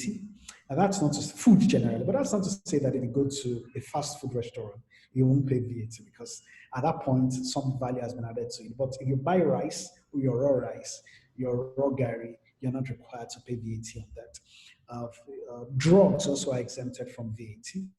So if you operate in the healthcare sector and you manufacture drugs, you are not required to pay VAT. That's part of the things your VAT. So if you have a turnover of less than 20 million and the taxman comes to you, let the taxman know that the Finance Act of 2020 actually exempts you from paying company income taxes and also exempts you from paying your value-added tax. Perfect. Thank you for that. Okay, so I'm seeing a question here from Fumi, and she's saying, I did a business name registration before I left the country a few years ago. My business is growing and most organizations I deal with are fine with business name, but I am wondering, will I need something higher than a business name? What will that be? And two, can it be registered from the diaspora? Thank you very much. I think you're operating with a business name. Your clients, the people you deal with, will determine, may not have some level of comfort in dealing in business with you if you just use a business name, because a business name is just a venture, right? Once the owner of that business name, the liability is entirely tied to the owner of that business name. So if that owner of business name says, for example, is unable to run the business continuity is not often assured at that point. And that's why it is better for you to go into a limited liability company, which can be limited by shares. And you know that your exposure as a business owner is just limited to the shareholding you have in that business. So some of your clients may not be comfortable dealing with you if you are not a limited liability company, or if you are not a fully incorporated company. Right? So that's an answer that a question that you probably have to answer, but it's generally advised for you to have your business incorporated. For example, if you operate by a business name, Federal Inland Revenue Service won't know you. They won't know you. It is only the state governments, the boards of Internal Revenue Service or Inland Revenue Service that deals with business, that collects taxes from that category of business. So if you have a foreign, if you want to go into business with a foreign partner who probably would do his checks with a Federal Inland Revenue Service, your details will not be known, will not be available at that stage, and that may have some impact on your business, especially as your business expands and as you seek partnerships with people, right? And can you register your business fully from diaspora? Yeah, absolutely. If you go to www.services.cac.gov.ng, services.cac.gov.ng, you can start and complete your business registration on that portal. Before COVID struck, you can actually get your business names registered approved within 4 hours actually. So you can go to that website, you can search for your names. Before automation, it used to take 2 names to get approval for names. But if you go to the website, and the challenge then is you don't even know if the names are available. So when you get your response after two weeks, oh, this name is not available, then you have to start again, praying that one. But now if you go to that website, you can search for the name you want to see if that name is available. Then if that name is available, you can now start the initiation process. Before COVID, it was 4 hours. Right now, it's difficult to tell. It will take a few days because of the restrictions that staff of the CAC have. But within a couple of days, you can get your business name approved, and you can now upload your documents online. I should also say that even lawyers start and complete the process online now. Right? So if you use a lawyer, the lawyer will still go to services.cac.gov.ng to complete the process. So the pre-incorporation process has been fully automated at that level. Right. Thank you so much for that. And with what you said earlier about CAMA, to register a limited liability company, it can be one director. Is that right? Absolutely. But I should add, Professor, the new law has not taken effect. Oh, okay. Right? It will be gazetted, and the gazette will tell us the exact date. Right. Because and the reason for that is you could have started a registration process before the law came. But by the time you are completing it is a new law. It would become a problem to know which of the laws apply, right? So the Corporate Affairs Commission is going to advise in no distant time when the new law would officially kick off. Right. Okay. Thank you for that. Yeah. All right. Thank you for that. Ekwase, I see you raising your hand, but I'm going to ask for the couple of people that asked in the chat first. So we'll come back to you. Definitely come back to you. So Vivian is saying that, so is it categorized based on number of staff or turnover? I'm guessing that is small businesses, because you mentioned that small businesses are categorized as turning over less than 20 million a year. Is that right? I think that's her question. And she's also asking, how about businesses in existence for 5 years, above 5 years?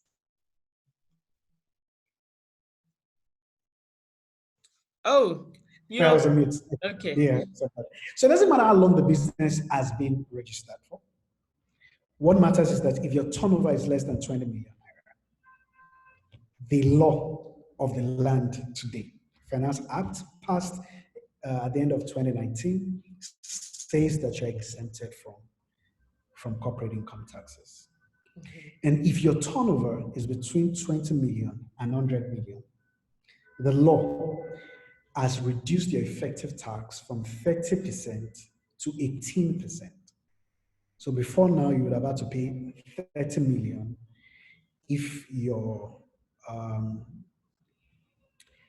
turnover is between 20 and 100 million, but now your effective tax comes to 18% with that law. So the goal is actually to reduce the tax burden for for businesses, and we hope that with the reduction of the tax burden, there will be greater compliance, willful compliance to file taxes. And so that's the rationale. Right. Okay. Thank you. And Dio is asking that, can I register a business name for a small manufacturing venture, i.e. table water? So really, I mean, what does it take for you to start a business? You need a bank account, all right? Can you have a bank account without registering with the CAC? No. No. Can you have a bank account with a business name? Absolutely. Yes, you can. All right. But like I said, so you can start out, but like I said, some people might have a problem dealing with you because sometimes they might ask you, please, let's say you want to sign a contract and somebody says, I want you to start supplying this volume of business for me. You would want to do a due diligence, do some checks. And if it does some checks and says, I realize that it's just a business name, that prospective clients might become uncomfortable. So while you can legally start the business with a business name, as you grow, there might be some challenges in that area. And it's, of course, cheaper for you to start with a business name. I think it costs less than 10,000 Naira. And I know that part of the COVID-19 politics that federal government has introduced, there will be a discounted price, maybe about 5,000 for registering business names, but that will be announced. The policy direction has been announced, but when that will start, it will be advised. And I should also add that the Survival Fund started, the application for the Survival Fund started on Monday, September 21, 2020. If you run a business, you're registered, the federal government says we're going to give you a payroll support, right?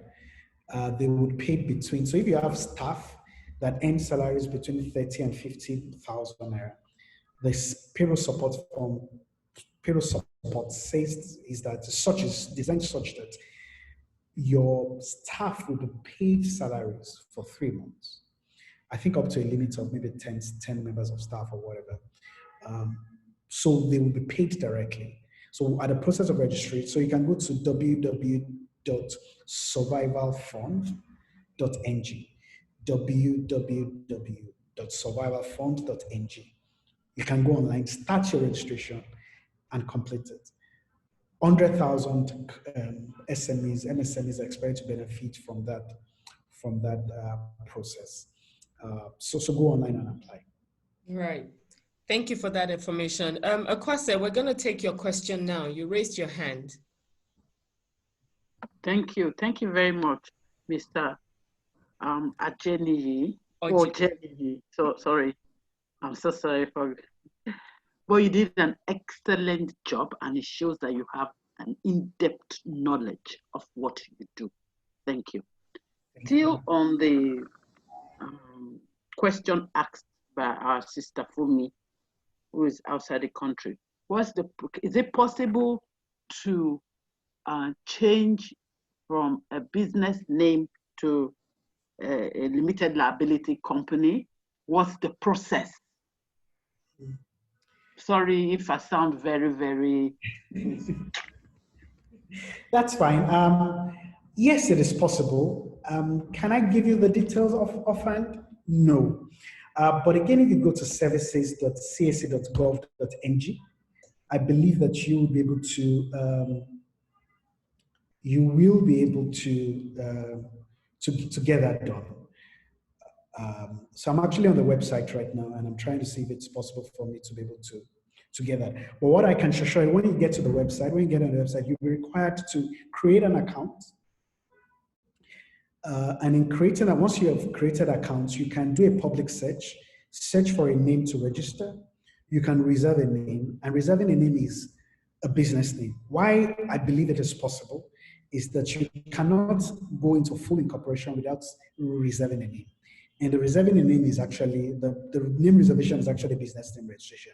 So the pre-incorporation will be the next step. So it is possible. You'll just be required to provide details of your business name and all that. And if you are the same director, if you are the owner of the business and you want to be the director for the incorporated business, you can continue your registration from that process. Thank you very much. Yes, please. Okay, thanks for that. Okay, and Fumi is saying that she went to the website and it can't be reached, so we're hoping that's a network issue. Services. So she missed out .ng. It's services.cac.gov.ng. .ng. Okay, and I see you've typed that. Thank you very much. Okay. Did anybody ask a question? Did I miss any questions? Okay, I didn't miss any. But if you have any more questions to ask, please type in the chat or raise your hand, or if you want to send it privately for the people who are shy. Any more questions, everyone? So if you're a small business owner, SME or MSME, take advantage of the survival fund, which is for the government to help you pay your employees. And I mean, everyone's been complaining that the government are not doing enough. If you don't go to the website to fill out the form, you won't know if the government is doing enough or not. So take advantage and actually, take that action and fill out the form and see where it takes you. We've also spoken about the fact that the small businesses can now do their own self-assessment by themselves as opposed to hiring somebody. And from experience, this is not even to do with self-assessment, but in terms of what Business Made Easy is doing in Nigeria, now is the time where you can apply for different documents for your company by yourself, taking away the middlemen that charge you an arm and a leg. I've had a situation where I asked somebody about getting a documentation for our company, and I was being charged, I think it was maybe 40,000 or 50,000 naira. And then it occurred to me that, hold on a minute, this Parastatal has a website. And I went to the website, filled out the form, uploaded my documents, and within a few days, everything was done. And in fact, they even sent me an email confirming that they have received my documents. So let's not say that it's not working without trying. Let's try first, because in as much as Nigeria has its challenges, there are different things that are being put in place to help us, be able to successfully run our businesses. It's a starting process, so let's not give up. Let's not give up on our nation. So instead of you paying 10K, 50K, 100K to these people, do your research, go onto their pages, and you would be able to fill out your forms, upload your documents as easily as possible. And I'm going to like Mr. Ojeni to tell us about reportgov.ng, because if you're not getting the information you require, if you're not getting somebody to attend to you, there is a portal that you can report them to. And he briefly mentioned that earlier, that, everybody has a guideline that they have said they're going to adhere to. And if they're not, Ease of Doing Business is the place to report them. They are the police of these organizations. So if you can please just tell us a little bit about reportgov.net.org. Reportgov.ng. All right. So it's the platform that gives you opportunity to provide your feedback and lodge complaints. At the moment, we have 9 MDAs. I believe in the next 1 week, it will be increased to 18. But there's an omnibus one that is others. So if you have a complaint that is outside of the organizations listed, you can use the others, and you would see who will be able to reach out to. So we have desk officers in each of the MDAs. When we receive the complaints, we forward it to them, and they're expected to provide a feedback within 72 hours. So please use it. And you made a very salient point, that sometimes people do not have first-hand experience of the problems, but because someone they know has said this, has said that, they've built up a consciousness that things are always difficult. Yeah. And you know, when I ask people, I said, please give me the specific. We need specificity. Tell us the specific things. And sometimes, you know, they might not be able. So please, I encourage you to interrogate the process. If you don't interrogate the process, it will be difficult for us to know what is going on. Yeah. Guess what? I don't register companies on a daily basis. I don't deal with NAFDAC on a daily basis. So what I know yesterday might not be what is obtainable today. So your feedback, going to report.gov.ng is very vital. When we receive your complaints, it gives us a sense of the pains people are going through, and we know what we need to escalate. A personal example was during just after COVID, there were a lot of issues at the ports, and I didn't know. We didn't know because we were not clearing goods. But when we started getting certain complaints on report.gov, that made us know that, okay, it might be there's a new bottleneck that has just cropped up. And really, there was a bottleneck, and it took us some time to figure it out. But without that portal, we would not have been able to get it done. And Fumi has said that, yes, she was able to get her team number online. Thank you. At least that's a testimony. It's part of the work that we do. If you have business, if you want to bring somebody into the country for business, for short meetings, the visa and arrival process was also introduced to make that possible.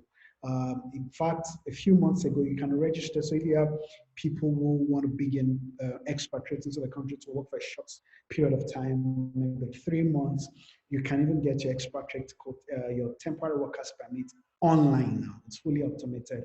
Immigration Service has made that possible.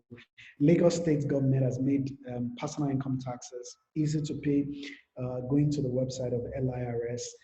So the reforms sometimes take a lot of effort, right? Yes, workers permit online, temporary workers permit, I should say. And you can also register for you can also apply for your expatriate quota online as well, ectbs.interior.gov.ng, so you can get expatriate quota online. So this is some of the measures that have been introduced. It's still a long walk to where we want to get to, but we have certainly started with the first steps. And yeah. Thank you. Thank you for that. Thank you. Vivienne is asking, she says she wants more clarity about tax deduction or submission for pharmaceuticals. Well, again, because I'm not a tax expert, I wouldn't be able to tell you the specific things, but I should, but important than generic things you need. One, you must know that if your turnover is less than 20 million, you don't need to pay VAT. You don't need to pay your company income taxes.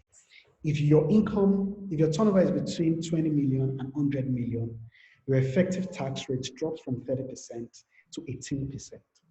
Now you may need a tax consultant to help you take advantage of some of the legal leeways. So for example, for personal income tax, if you have contributions in pension, right, with your pension fund custodian or pension fund administration, that is tax deductible, right? If you do not know, you might pay tax on that. But if you know, you are exempted from paying that amount of your income that goes into that is exempted from taxes. If you also have a life insurance, let's say, so for example, some people, rather than save their money in the bank, can save their money with a life insurance, can take on a life insurance policy, and insurance policies are exempted. That volume of money you put in insurance is exempted from taxes, right? So you need to be aware of this information and now engage the taxman. The taxman would not reward you for not knowing. The taxman is not going to tell you, right? And that is not just Nigeria. You need to know. And when they come, then you can ask and say, according to so, I'm exempted from so. For pharmaceutical, while we've been able to significantly reduce the registration process in NAFDAC for food products, I think for pharmaceuticals, for drug products, still about 120 days. But again, if there's any departure, and when we say 120 days, it means that your documentation must be fully ready. And we'll start counting 120 days from there. So please just engage the process. Again, if you have any problems, please go to www.reportgov.ng and file your complaint. Thank you so much. I wish a lot of people will take advantage of that portal and just report, because we need to have a thriving Nigeria that helps small businesses thrive and support, and survive. So I think somebody, okay, no more questions. Are there any more questions? Anyone? Would you like any clarification on anything?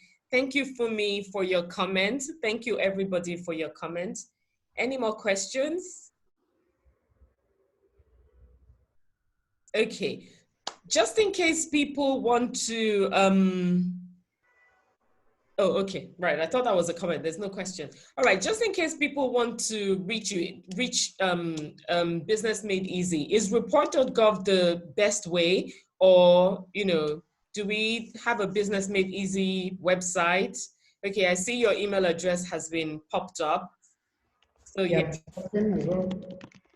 Okay. So everybody, you're so lucky. To all the ladies and gentlemen, if there's a gentleman that have joined, you have access to Ayokunu Ojeni. He is a director of, director. And project manager, sorry, well, a director in the making. Glory be to God. At the ease of doing business in Nigeria. It's very, very important. I can't stress this enough. It's very, very important that we know the different documents and the different things that we are entitled to be able to continue to grow our business, because the small businesses are vital for the economy of any nation, for the economy of Nigeria. So, Nigeria needs you, needs me, needs us to survive and needs us to thrive. So I'm very thankful for Mr. Ojeni for joining us today and giving us a very, very insightful discussion on the ease of doing businesses in Nigeria. So all these rigid laws that we think are in place, they're gradually being changed and being made flexible, so we're able to do more with whatever it is we have. So if you have NAFDAC registration issues, if you have any document, NAFDAC is the only one that's popping to my head. Federal Standards Organization of Nigeria. Yes, SOM. Customs. Yeah, so if you have any of those issues, please reach out to him, and I'm sure he would be able to sort it. He was even able to sort out one of the documentations we needed for the ELOY Awards Foundation. Thank you so much for that. And although we're waiting to get our certificate, actually, but at least we've made headway.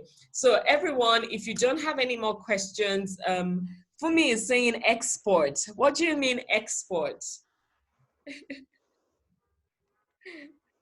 Are you still there?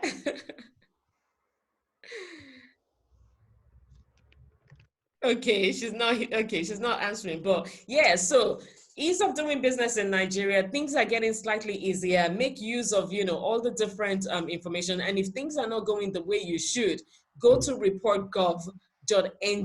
We need to start making that bold step and reporting people to the different organizations, because we want a better Nigeria, not just for our businesses, but for businesses to come. So thank you very much, Mr. Ojeni, for a great conversation. And yeah, NAFDAC is on the list. Thank you so much for a great conversation. His details are in the chat section. Write out his email address, write out the website for the Business Made Easy in Nigeria, and we can let you go now. Thank you very much. Thank you very much. Thank you. So I believe we still have Mr. Femi Darabidon online so that he can continue and finish off. Are you still there? Is the network going to let us finish our cash flow management? Yes, I'm still here. I'm back. I've been listening in, and the network has been stable. So maybe it was Mr. Ojeni that was affecting my presentation. Maybe. Okay, so take it away before I do the closing. All right. So we were actually on the last slide. Okay. So I'll just try and rush over it. And so can you see my screen now? Yeah, now we can. Okay. So basically what I was trying to hammer on was having buffer money. I think that was on this slide. Always keep buffer money, retain earnings in the business. It's not everything that comes in that has to be spent. Yes, your staff, your employees might ask for raise here and there, but always understand that it is when there is a business that you can actually, promote people or increase their pay. The business has to be sustained, and that will come from the fact that you are able to recapitalize the business from the earnings that the business is making. So even if the business makes 100% profit returns, the business, you must ensure that a huge part of that is reinvested back into the business so that there can be a business left for everybody at the end. Can you hear me? Can you hear Okay, me? somebody needs to mute. Okay, so my final thoughts are very simple. Cash is king. Without cash, profits are meaningless. Retained earnings in the business. Don't throw cash at everything, purchases, repayment. Always look for a creative way to solve business problems. Just think of, okay, what if I don't have this cash? How can I solve this problem? You want to leverage on your network.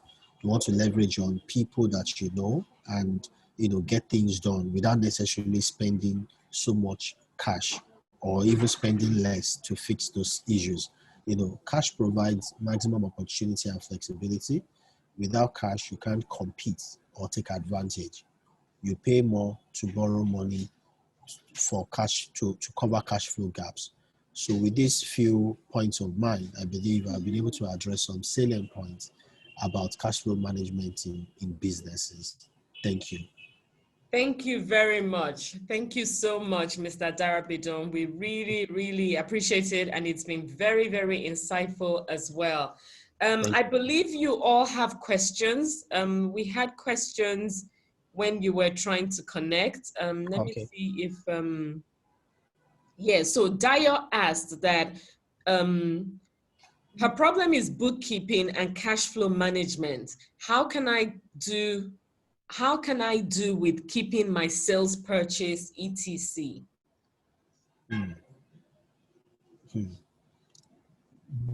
Bookkeeping is a very serious matter. It's a very serious matter. And so what I can advise is you probably get an intern,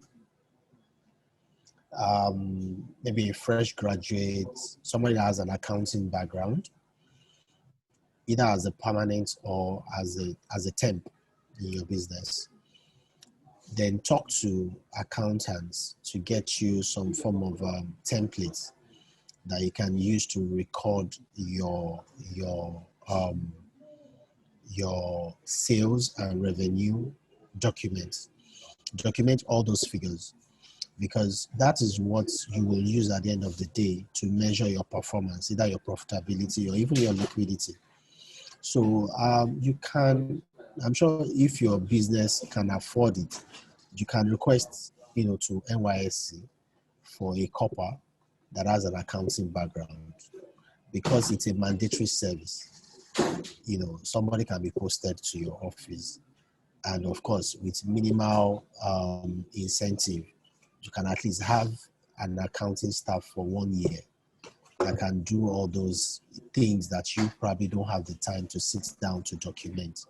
But there has to be some form of documentation as a business. You must create that system to measure what you're doing. Right. Okay. Thank you very much for that. I hope that answers your questions. Right. Does anyone have any other question?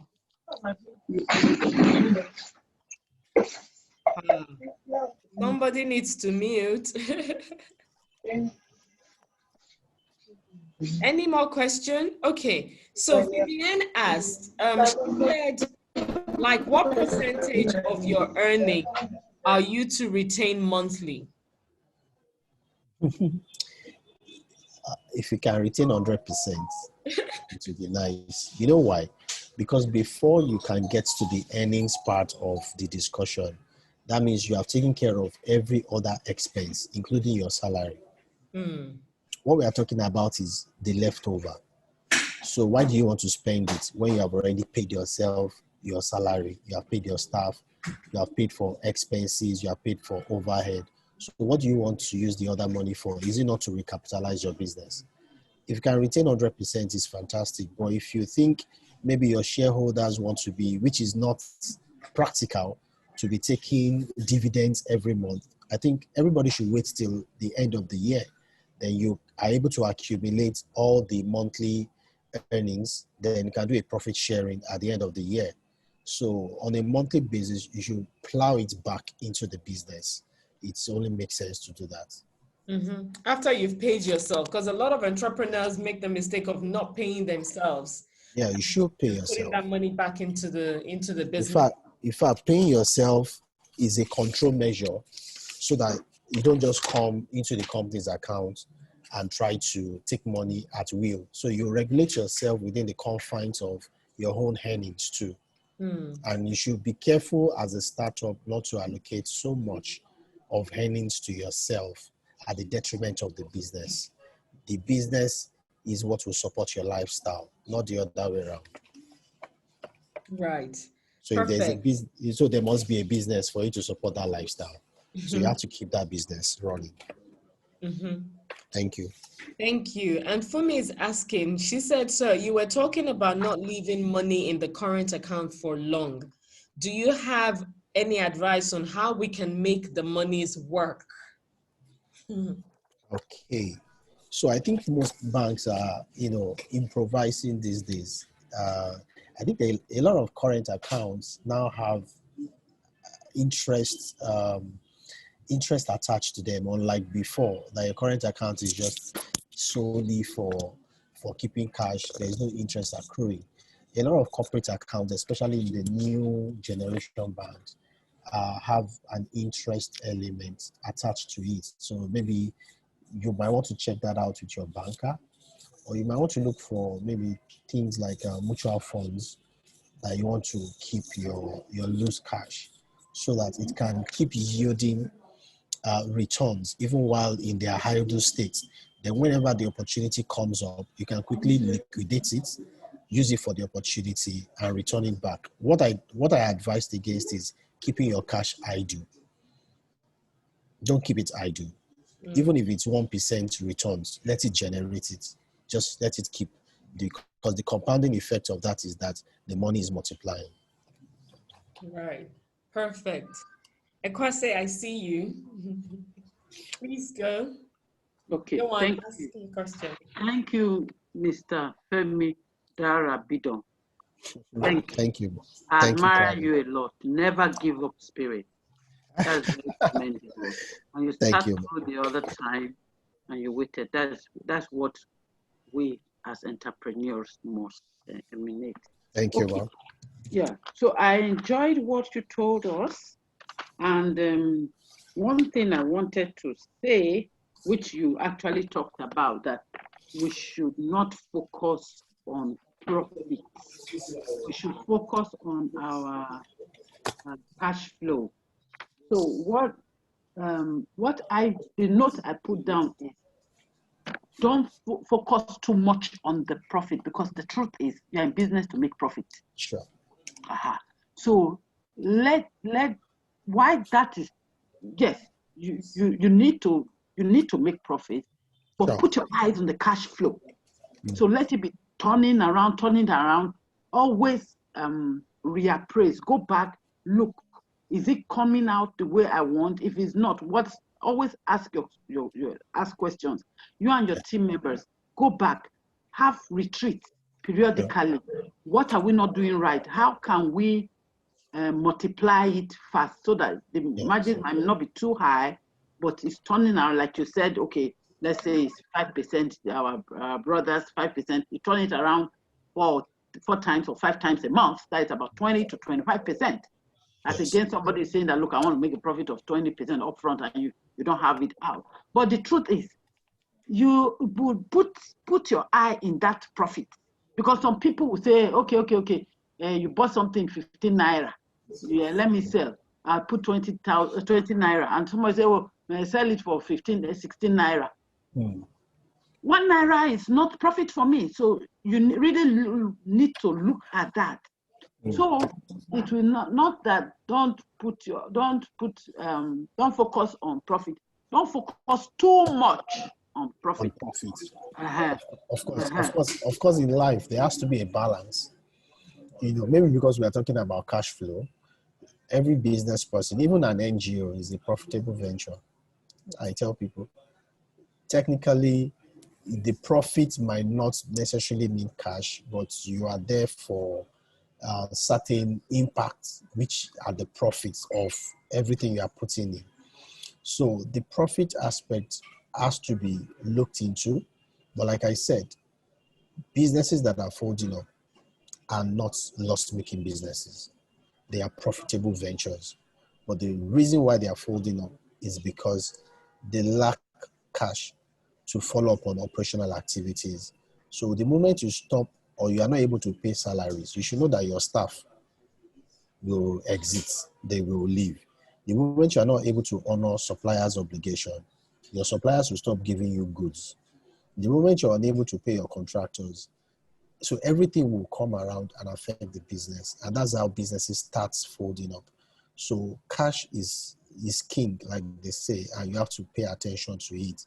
And in as much as possible, don't be too overly ambitious about profits, because if you are too, except you are serving like a premium target market, that the money doesn't make any meaning to them, they can buy at whatever price point you set on your products. But I think generally across board, we have a very price sensitive consumer mentality around here. So if what you are trying to sell for with 5 naira, somebody else is ready to sell it for 2 naira so that they can move on and go back to market and buy newer stock and buy newer grades or newer models of things to come back to the market with. So you can't draw so much on profit. The moment you are able to make the minimum profit that keeps your business abreast, don't forget that profit margin here is after you have deducted all expenses. So your business must be able to make enough to cover up all your expenses. So whatever profit margin that is left, it doesn't have to be 10%, it doesn't have to be 5%, it can even be 2%. So far you are making profit so that you can generate enough, turnover within a shortest period of time. So you can imagine if you bought goods of 100 million and you are able to turn over 100 million 4 times in a month. Even if you are charging just 2% on that 100 million, that means within a month you have made like 8% of that money. Instead of you to sit down on the same inventory of 100 million for the next 3 months, that means at the end of the day, you may not even finish selling the 100 million naira worth of goods. So that's what we are saying. The frequency is very important. The turnover is very important. The cash flow is very important. Okay. Then my takeaway too also is where you told us that we should learn to have buffer money, save.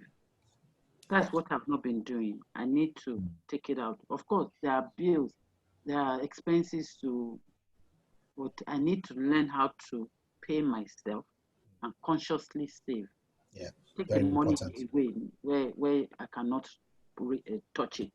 Yeah. Thank you. Very important. Thank you. Thank you so much for that. That it is very, very important.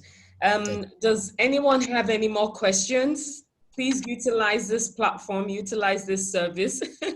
He's still here with us. Thank you very, very much, Mr. Darapijon. You stayed the whole course, even joined us on the other topic. Yes. Yes, please. Can I ask Mr. Daran, what can we do if you find out that your business is going down and you are using your personal money to pay staff?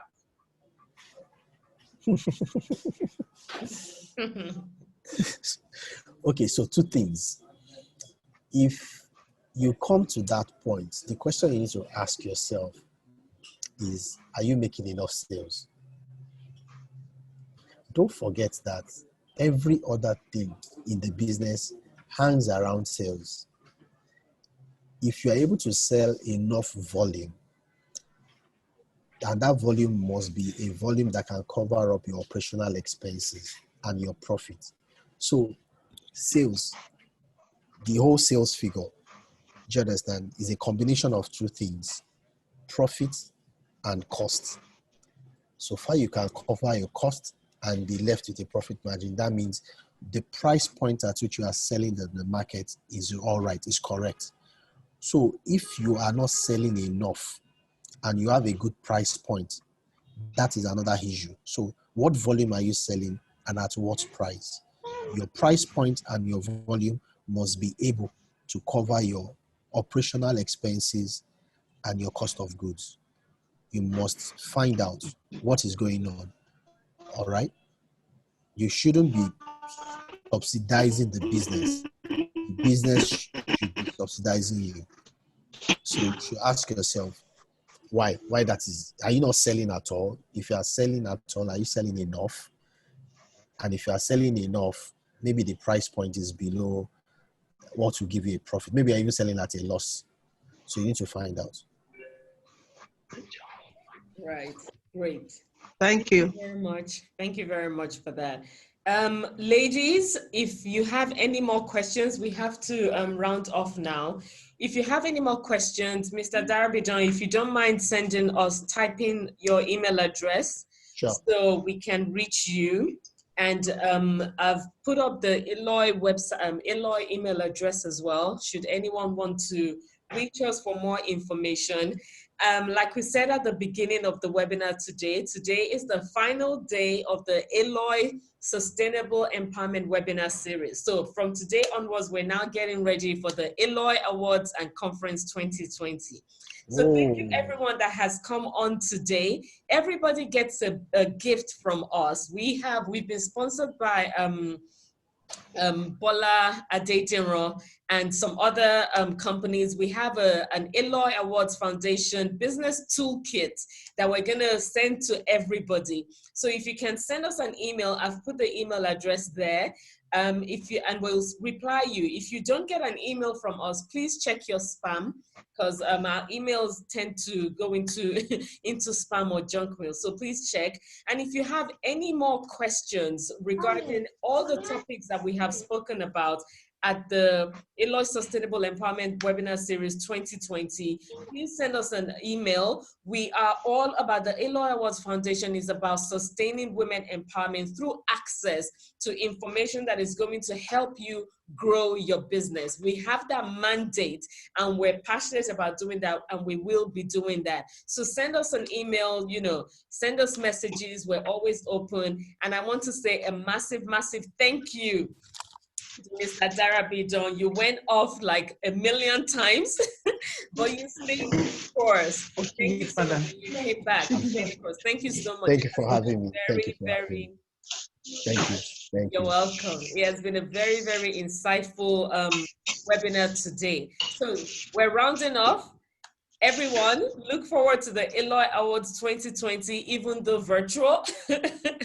Send us an email. We are available, like I said, and welcome to the best years of your businesses, because now that you know better, I implore everybody to do better. Take away this knowledge, do something with it to grow your businesses so you can start 2020.